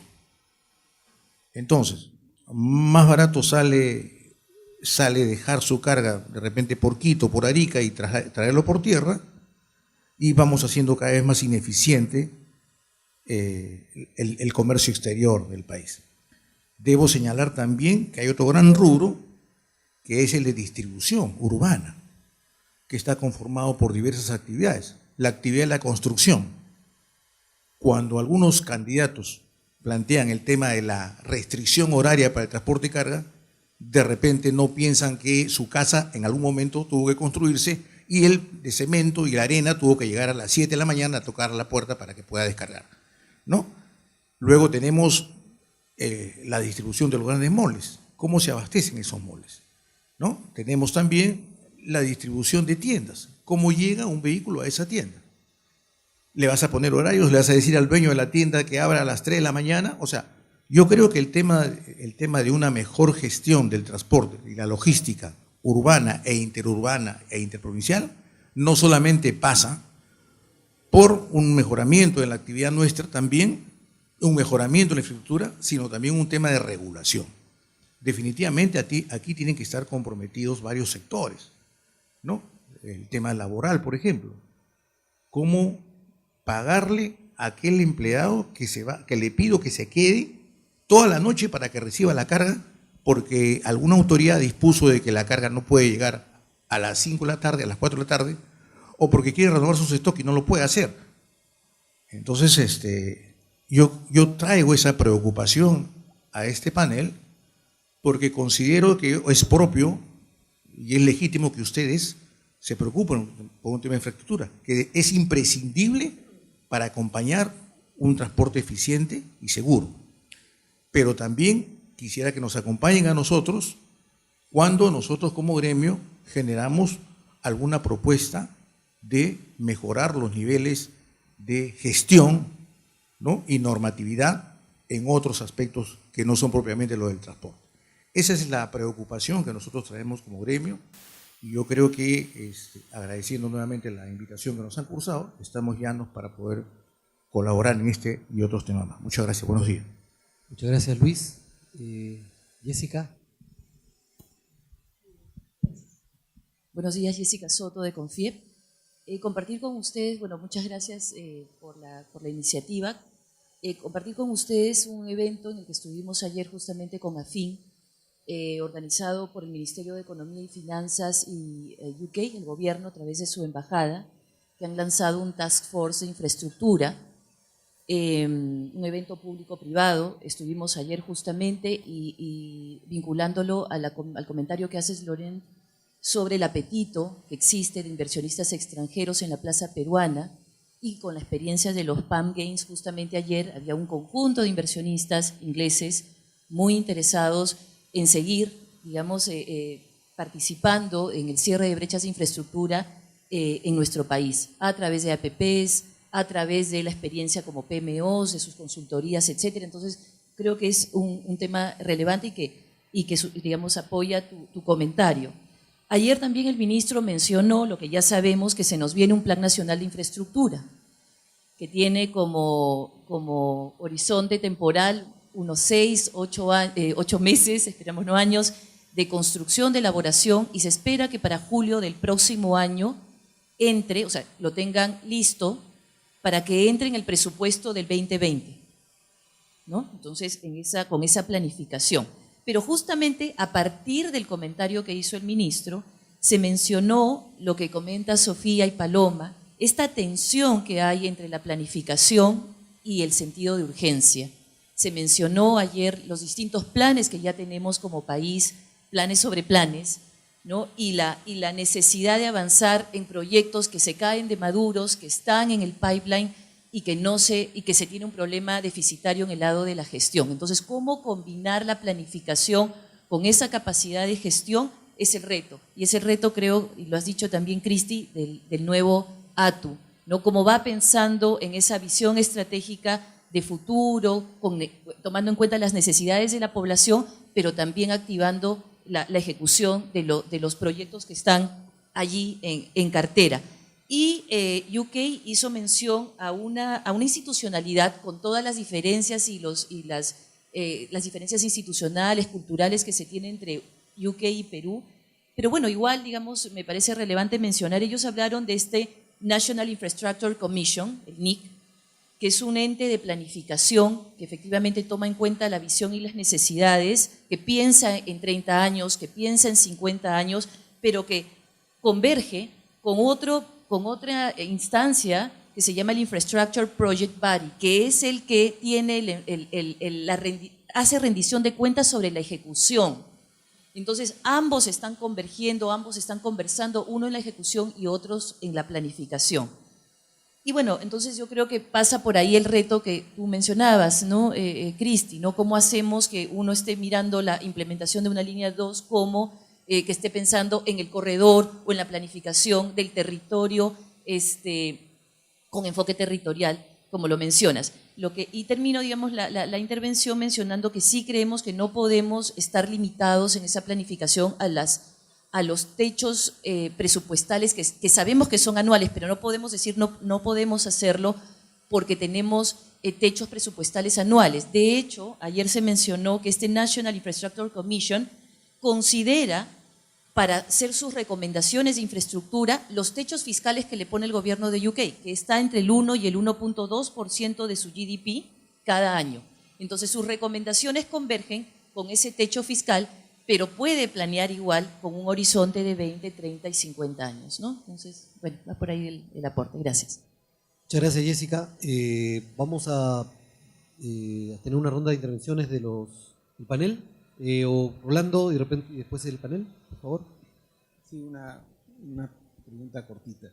El comentario que hizo Lauren, perdón, soy Rolando Toledo de la Red Científica Peruana. Del comentario que se hizo en la mesa en general, se planteaba las obras de largo plazo, pero también obras de corto plazo que generan un gran impacto, o sea, ir avanzando por las cosas viables, ¿no? O sea, todos ustedes de alguna forma lo han mencionado. Y se planteó simplemente automatización de los semáforos, le podríamos sumar normas viales como no doblar a la izquierda en avenidas como Pardo, por ejemplo, que generan, o sea, el semáforo del Óvalo de Miraflores es atroz y dura 25 segundos para darte paso. O sea, me parece un ejemplo de mala planificación. Pero también tenemos a los taxistas, en fin, hay un montón de temas que tienen que ver con normativa vial y capacidad de ejecución de esa normativa. Y si le sumamos a recursos de inversión, o sea, infraestructura de inversión o de normativa de alto impacto y que se puede hacer en el corto plazo, ¿se tiene medido de alguna forma qué porcentaje de problemas se solucionaría? Es decir, si le quitamos todo lo que viene a ser inversión de infraestructura que está restringida por los montos de 5.000 millones por cada línea de tren, cada 5 años, etcétera, dentro de los montos posibles, a pesar de todos los costos políticos que implica ejecutar eso, ¿qué nivel de problemas estaríamos solucionando? Muy bien, bueno, buena pregunta. Espero que la puedan contestar. Paloma me pidió. Sí, bueno, la había pedido antes, no te sé contestar a eso, yo no lo he calculado, pero es un cálculo interesante. Yo siempre pongo el ejemplo de que en Lima hay, y de repente aquí todos tienen su vehículo privado y no les gusta lo que voy a decir, pero el hecho de tener la posibilidad de estacionar el vehículo en todas las calles, fíjense que interrumpe mucho la visibilidad de los cruces y al final uno cuando va manejando, para poder ver si viene alguien en la avenida perpendicular, tiene que ponerse en mitad del cruce y en parte eso es porque hay vehículos estacionados en esa avenida que no le permiten la visibilidad y eso al final está parando la circulación de dos avenidas perpendiculares. Si eso lo llevamos al grosso de la ciudad, sí, o sea, si ese tipo de cosas, de medidas de gestión se implementan, yo no sé qué porcentaje el problema arreglaría, pero desde luego un porcentaje significativo seguro. Quería comentar también en relación a lo que ha dicho Jessica, gracias por tu intervención, muy interesante. Estaba invitada también a ese task force, pero la verdad que me lo salté. Tengo una bebé muy pequeña y quiero pasar el mayor tiempo con ella. Pero bueno, el caso es, sí, ese sentido de urgencia es súper importante y me gustaría enlazarlo con algo que ha dicho Sofía y con algo que ha dicho Cristi. El sentido de urgencia nos tiene que poner a trabajar ya y tenemos que tener presente lo que ha dicho Sofía de que al final las cosas que han resultado han sido por momentos específicos en la historia. Un momento específico, pequeñito en la historia, yo creo que es que de pura casualidad la persona que CAF había contratado para desarrollar el proyecto de ley de la ATU fue nombrado director general de Transporte Terrestre, Paul Concha, que además había trabajado muchos años en la Fundación Transitemos en esos temas y que además el ministro Trujillo ha mantenido, a pesar del cambio de cabeza en el Ministerio de Transportes, ha mantenido a esta persona. Hemos tenido ahí un momento de continuidad. En relación a lo que decía Cristi, he creído entender que muchas de las cosas se han parado por falta de decisión de las personas importantes con toma de decisión. Creo que estamos en un momento buenísimo. Yo, de verdad, llevo muchos años trabajando en Perú y no he visto una gestión tan rápida en los últimos 5 años y que tantas cosas salen adelante como en este momento en este Ministerio de Transportes. Creo que a lo mejor no es lo perfecto, pero desde luego está funcionando y están saliendo muchas cosas que, por ejemplo, desde CAF llevábamos trabajando tiempo y estábamos esperando las aprobaciones y de repente eso ha empezado a suceder. Creo que eso nos debería dar un poco de optimismo en que quizá muchas cosas pueden empezar a salir adelante o a destrabarse. Hay un equipo enorme de gente trabajando continuamente y creo que eso es excelente. Hay muchas cosas que todavía están trabadas porque son problemas de largo, pero seguro van a empezar a solucionarse, o eso quiero esperar. En relación a lo que decían al principio sobre la disponibilidad presupuestal, sí es un problema gigantesco, pero no sé, yo no soy especialista en finanzas, no sé hasta qué punto el MEF puede empezar a calibrar, pero eso hace súper importante algo que mencionaba al principio, y es que hay que ser responsables con qué se prioriza. Y en mi opinión debe priorizarse aquello que tiene un mayor impacto en la población. En algún momento se habló de un tren de cercanías desde Barranca hasta Ica, y uno se pone a pensar a cuánta gente ese tren de cercanías le iba a ayudar, y a cuánta gente una línea de metro en una ciudad de 10 millones de habitantes puede ayudar, y pues la verdad que, no sé, está claro que debe ser priorizado, ¿no? Pero bueno, me imagino que ahí entran otros elementos en la discusión, pero eso es un poco mi opinión. Y en relación a se ha ido el señor de la logística, sí, desde luego es un tema súper importante. La ATU también tiene algunas competencias, quizá no de decisión, pero sí de opinión en materia de logística, y eso entiendo que todo el mundo que trabaja en el sector lo tiene en cuenta continuamente.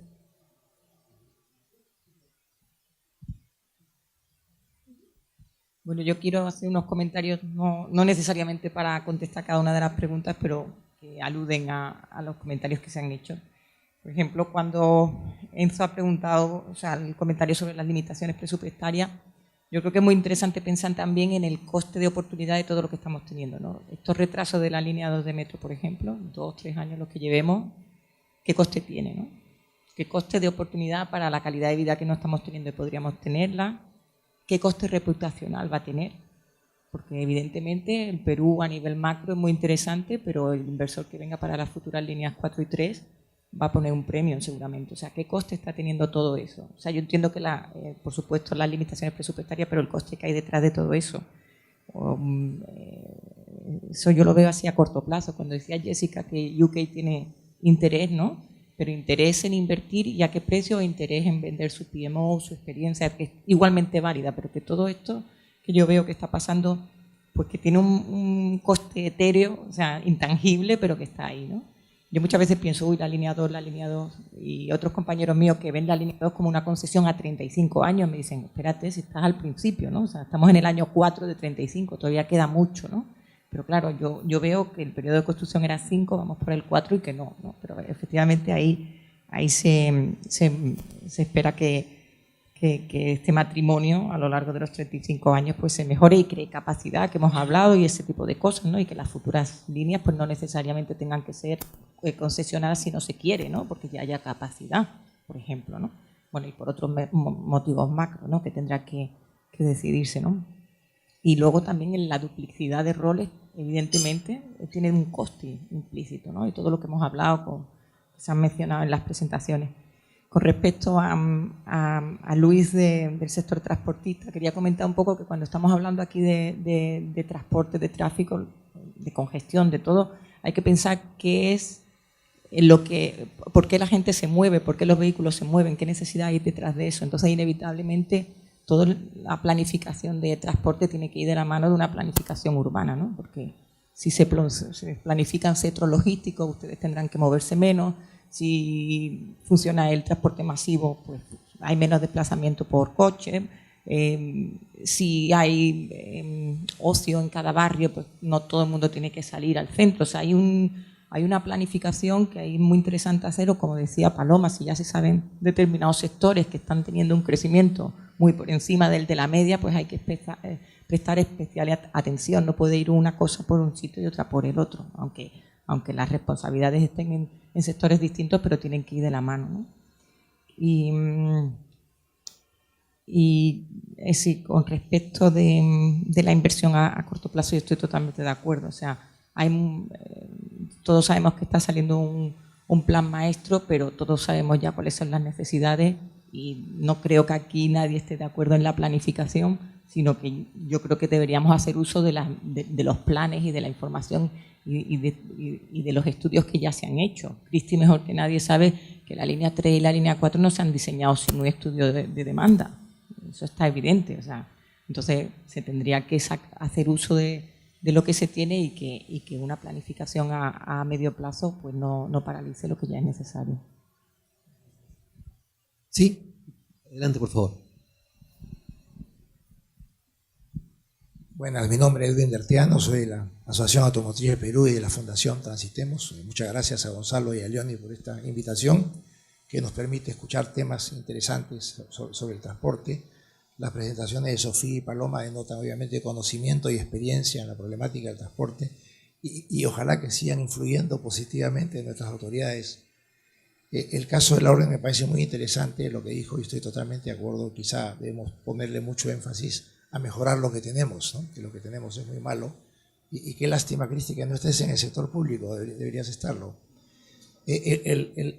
Cualquier actividad de transporte se basa en 4 pilares, que consiste en transportar personas o mercaderías en el menor tiempo, con la mayor seguridad, al menor costo, y que quien realice el servicio obtenga un ingreso que le permita mantener, renovar y mejorar.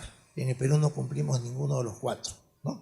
Lo hacemos al mayor costo, con la menor seguridad, en el mayor tiempo, y el transportista generalmente dura lo que dura su vehículo, ¿no? Lo que cobra, sea de carga o sea de personas, muere con su bus, muere con el camión, y con eso aumenta la inseguridad. En los últimos 60 o 70 años no hemos parado de involucionar en tema de transporte. Nuestros bisabuelos proporcionalmente tenían mucho mejor sistema de transporte para el Perú de entonces, ¿no? Tenemos menos trenes que ellos, no tenemos cabotaje que ellos tenían, y ellos se movían en una Lima chica con transporte eléctrico, con tranvía, ¿no? Lima tuvo el primer corredor con buses articulados de América del Sur. Acá lo ve Lerner, ¿no? Que es el alcalde exitoso de Curitiba, que hoy día es reconocida y es un ejemplo, ¿no? De Curitiba copió Bogotá, de Curitiba copió Santiago, copió México, y estamos copiando nosotros, que fuimos el padre y la criatura. Pero mientras que Curitiba la vio clara, dijo, lo que vi en Lima, le falta lo que tú decías, hacer que Curitiba sea una ciudad multicéntrica y no monocéntrica, con lo cual reduzco planificación urbana, y lo que tú decías, echó un ramal del metropolitano de ellos a donde no había casas. ¿Y por qué lo haces? Para que haya casas ahí. O sea, el transporte también obliga a planificar. ¿Qué ha pasado? ¿Por qué hemos evolucionado de esta forma? Y es que hace más de 60 años no tenemos ministro de transporte. Solamente hemos tenido ministro de carreteras o ministro de infraestructuras. No porque no quiera hacerlo, porque sea malo, ¿no? Sino que la configuración misma del Ministerio de Transporte, que es el ministerio que tiene el presupuesto más grande del país, que ve infraestructura, no le da tiempo para ver transporte. Entonces el ministro de Transporte tendría que ver transporte terrestre, que es el más importante por el volumen, transporte aéreo, transporte marítimo, fluvial, lacustre, ver comunicaciones e infraestructura. Infraestructura se lleva el 95% de su tiempo y su preocupación. Y el otro 5% hay que desparramarlo en comunicaciones y todas las modalidades de transporte.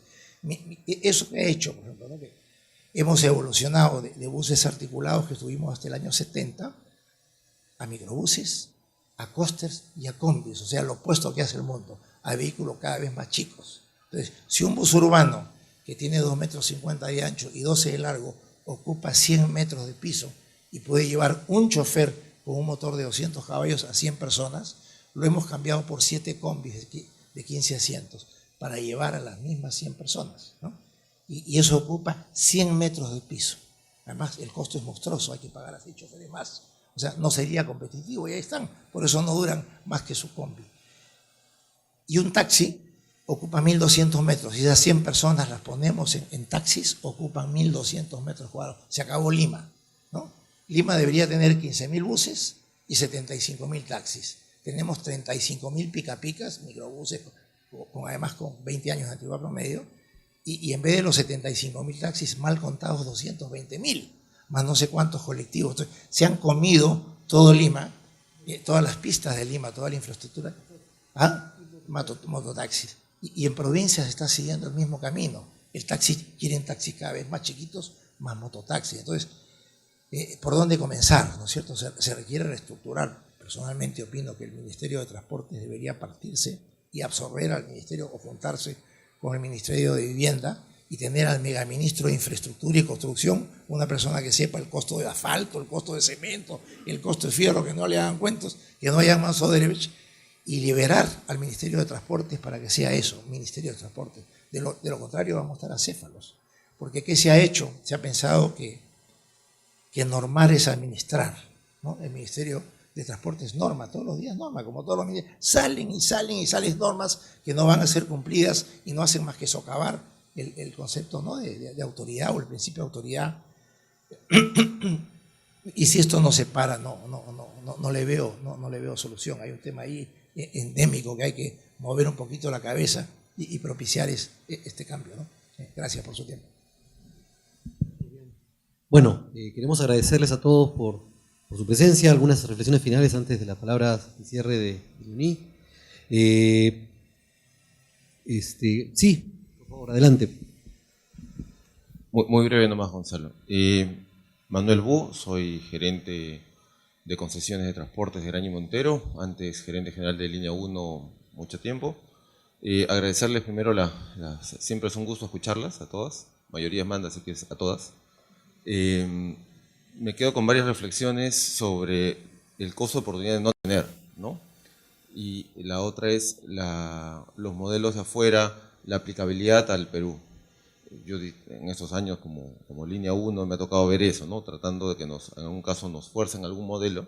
Enhorabuena que la ATU resuelva esto, pero que no sea un copy-paste de alguna autoridad que, sin reconocer lo que es Lima, la política, los municipios, etcétera. Creo que hay una personalización que va a ser clave en la implementación para que sea exitoso, porque de todas maneras se necesita un ATU. Lo segundo es el costo oportunidad, ¿no? Ya sea Línea 2 o otros proyectos de infraestructura que se caen de maduros, ya sean otras líneas de metro o alguna otras soluciones viables que están a flor de piel y que por algún tema, ya sea expropiaciones o político, no se terminan de concretizar, ¿no? Y es eso, lo que perdemos como ciudad, los que vivimos acá toda la vida, y queremos cambiarlo, ¿no? Y estamos empujando para hacer algo, pero sentimos que no vamos a velocidad y más bien estamos siempre retrasados o no a la velocidad de que otras ciudades o capitales van avanzando, ¿no? Entonces es el costo, el reconocer lo que perdemos por no tener la infraestructura. Y lo último, la cuarta reflexión, es lo que ya tenemos, cómo lo mejoramos, ¿no? Cómo le ponemos más en valor, con poca inversión, cómo le damos un plus. Y para eso tecnología, semáforos, ideas creativas, como con el recurso escaso, que es el dinero, hacemos creativos para hacer más, ¿no? Cómo multiplicamos el valor con ese dólar, con ese sol, sin pensar lo mismo, replicar una solución empaquetizada de otra ciudad sin reconocer que es un país con recurso escaso, y para poder hacer más tenemos que ser creativos y siempre técnicos, con seguridad, poniendo en valor las cosas, siendo competitivos. Esas cuatro reflexiones me llevo y agradecerles por este espacio, y tenemos que seguir, creo que todos los que estamos presentes, involucrados en distinta forma en lo que nos preocupa, en lo que es infraestructura de transportes, seguir empujando, pero más allá que solo conversar, el hacer, ¿no? Esa es mi reflexión. Gracias. Bueno, muchas gracias. Primero comentarles que si bien somos aproximadamente 30 personas, esta discusión ha sido transmitida por streaming, así que esperamos pues, poder difundirla adecuadamente en la página de la maestría. Y bueno, solamente les da fuerza, creo que recoger un poco algunas frases importantes que se han dicho hoy. La primera, digamos, y creo que la hemos repetido todos, es la que comenzó que planteó Paloma respecto a la necesidad, al sentimiento de urgencia, ¿no? y optar entre lo perfecto y lo urgente, ¿no? Cada minuto, cada día que pasa sin tomar decisiones, eso tiene un costo económico, es un costo concreto, ¿no? Que lo vivimos todos los limeños. En segundo lugar, la frase de Lorán sobre mejorar lo que tenemos antes de reinventar constantemente las cosas, ¿no? Eso también es fundamental. Hay una serie de proyectos que, digamos, podemos mejorarlo con algunos cambios y pensar, por ejemplo, en modelos inalterables, modelos que no van a, que son la fórmula, digamos, la piedra filosofal, la fórmula perfecta. Eso es irreal, incluso en el caso de la propia autoridad de transporte. Probablemente la autoridad de transporte es una fórmula perfectible y vamos a caminar con esa imperfección en el tiempo. Un aspecto importante que quizás habría que enfatizar es el tema de las curvas de aprendizaje que vamos a tener que enfrentar necesariamente. Y esto lo vamos a enfrentar a nivel institucional con la ATU. Lo estamos enfrentando, diría padeciendo, con algunos proyectos grandes. Es, digamos, es lamentable tener retrasos en proyectos de gran envergadura como la línea 2, pero en gran medida estamos pagando una curva de aprendizaje, proyecto muy complejo, innovador, que por primera vez se hace en la ciudad, ¿no? Digamos, y dentro de esta curva de aprendizaje creo que debemos identificar oportunidades, ¿no? Y ahí Sofía mencionó algunas vinculadas digamos, de la experiencia española, en el que, digamos, este proceso de aprendizaje puede beneficiarnos de manera importante a partir, por ejemplo, de la creación de líneas de especialización. No tenemos en el Perú una maestría de ferrocarriles o una maestría vinculada con sistemas de transporte, al menos al estilo o en la usanza que hay en Europa. Creo que esta es una oportunidad para transferir conocimiento, ¿no? Y creo que la academia también ahí tiene una labor pendiente, porque lo que van a venir, la línea 3, la línea 4, la línea 5, van a requerir de profesionales, y profesionales probablemente que van a formarse en estos proyectos. Y bueno, bien, un comentario importante que hizo Sofía, que es cómo apoyar las iniciativas que emprenda esta autoridad de transporte y hacer, digamos, es tan importante lograr que estos proyectos logren legitimidad, que la población, la ciudadanía los identifique como suyos, ¿no? Creo que eso es muy importante. Es una idea simple, pero que en realidad muchas veces no ocurre. La gente ve una distancia muchas veces del proveedor de infraestructura o el que presta los servicios, y en realidad son proyectos que van a beneficiar a la ciudad, ¿no? Yo he tenido la suerte de pasar por digamos, por la línea amarilla hace poco, y uno ve qué maravilla de que uno pueda pasar por ese tramo en 15 minutos, ¿no? Y ahí enfrentas, bueno, al final, claro, uno enfrenta con la cruda realidad después, cuando llega al Callao. Pero, ojalá, bueno, qué bueno, digamos, que hay proyectos que nos buscan facilitar la vida a todos los limeños, y justamente esto pasa no solamente por eficiencia y mejora en la calidad de los servicios, sino por una labor de comunicación, ¿no? Una labor de concientización, ¿no? Yo con eso quería, digamos, terminar, agradecerles a todos y darle la palabra a Lenín. A ver, a mí me gusta salir de las reuniones, quedarme con tareas, ¿ya? Y me quedo con fundamentalmente 3 tareas. La primera es que, independientemente de lo imperfecto que puede ser la última versión de la ATU que está en el Congreso, hay que apoyarla. O sea, este es un germen, es un niño que no será perfecto, hay que apoyarla, es una apuesta, es la única apuesta, o sea, es el germen de lo que tenemos que construir, ¿ya? Después veremos cómo la mejoramos, le damos más funciones de semáforos, en fin, pero la ATU tiene que salir. Y este es el momento para que salga, porque una vez que salgan elegidos los alcaldes, empiezan todos los temas de poder, de pleitos, en fin. Tenemos una ventana de oportunidad entre octubre y diciembre para que salga la ATU. Entonces, lo primero que creo que debemos salir todos en la misma página, porque hay bastante consenso, ha habido un montón de trabajo detrás, es hay que promover y hay que sacar la ATU. Importantísimo, hay que darle el soporte a nuestros representantes en el Congreso, hay que transferir los mensajes para que este tema salga y salga pronto, ¿ya? Y entiendo que hay la voluntad en el Congreso de que salga, pero hay que apoyarlo. Y eso significa que quienes escriban en los periódicos también generen opinión. Acá hay gente que genera opinión, apoyemos la iniciativa. Después la mejoramos, pero tenemos que hacer nacer a la criatura. Esto es como los médicos le llaman a los niños prematuros, producto se le llama al niño en general, ¿no? Pero ahora en el producto no terminado, estos chiquitos de 600 gramos, 700, pero lo sacan adelante, ¿ya? Y creo que esa es la apuesta, ¿ya? Primera mandato, digamos, con el que yo personalmente salgo de acá. El segundo es que hay por lo menos 4 proyectos que no importa que no se hagan este año, el próximo o el siguiente. Yo tenía un jefe que decía que había que tener las cosas listas para apretar botones. En la oportunidad en que tengamos el dinero, en la oportunidad en que tengamos la ventana, hay que hacerlo. Y esos proyectos tienen nombre y apellido. Tenemos el anillo periférico vial, que es fundamental, tiene 30 años. Las ciudades van creciendo con sus anillos. Empiezan a tener uno primero, van creciendo y tienen uno segundo, y la ciudad se va estructurando alrededor de sus anillos. Fundamental además para el transporte de carga, fundamental para la conexión de todo el nódulo sur con el puerto y con la Panamericana Norte. El anillo periférico vial norte tiene por lo menos 35 años como idea dando vueltas. Un primer proyecto. Un segundo proyecto que también se cae de maduro es todo el tema de la prolongación de la línea amarilla para no llegar al Callao y atracarse. Eso también permitiría una mejor solución de continuidad entre lo que ya hay de la ciudad y la conexión con el puerto y también con la salida al norte. Las dos líneas del metro están muy estudiadas, muy estudiadas. No podemos seguir haciendo y rehaciendo planes maestros. Tenemos que dejarlas listas para apretar botones. Sobre todo la 3, a mí me tiene muy sorprendida que sea la 4 la que se ha priorizado frente a la 3, cuando la que tiene un tremendo impacto para la población es la 3, es la que genera más tráfico en zonas que tienen poca conectividad.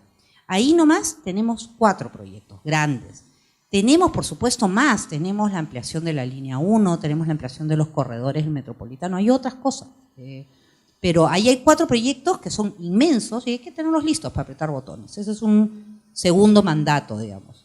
Y uno tercero es que, independientemente del tema de recursos humanos, que hay que generar capacidades, y uno tercero es que tenemos que hacer que la ATU funcione. O sea, una vez creada, tenemos que pensar bien en quiénes son las personas que pondremos ahí y cómo conseguimos el soporte de corto plazo, ya sea a través de PMOs o lo que fuera, para ir generando ese nódulo de know-how que después pueda ser transferido a una institución que camine. Si la ATU no funciona bien, la criatura se va a morir. Entonces tenemos que hacer que con todas sus imperfecciones salga con un liderazgo claro, fortalecido, con recursos y probablemente con mucho soporte externo. Ahí la casualidad de que UK esté promoviendo este tema de las PMOs, que hay esta experiencia que ha sido buena hasta el momento del tema de los panamericanos, ha confluido con la discusión de la ATU y con la exacerbación de la desesperación que sentimos todos los días cualquiera de nosotros cuando nos trepamos a un carro, a un colectivo o a lo que nos trepemos. Lo que sí es obvio es que independientemente de que podamos poner todos los semáforos, todos los corredores agregados, todos los buses, una ciudad de 11 millones de habitantes necesita sistemas de transporte masivo, subterráneos, grandes, que transporten gran cantidad de gente, subterráneos o aéreos, en fin, la modalidad se puede discutir. ¿Ya?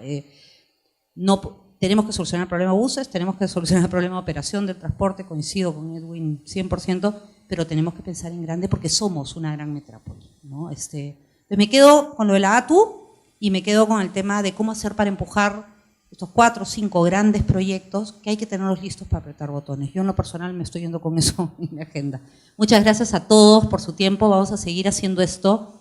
La idea es tener white papers para entregar a los que salgan elegidos de candidatos para Lima y para el Callao, para ayudarlos a tener una hoja de ruta colaborativa y no de confrontación y de discusión.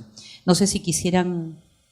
bueno, por supuesto, agradecerle a nuestras 3 fantásticas panelistas y a Laurent, y sobre todo a la Universidad Católica, a Gonzalo, por haberse comprado muy rápidamente, esto lo hemos organizado en 3 semanas, haberse comprado la idea de que era el momento de empezar a discutir estas cosas. Gracias a todos.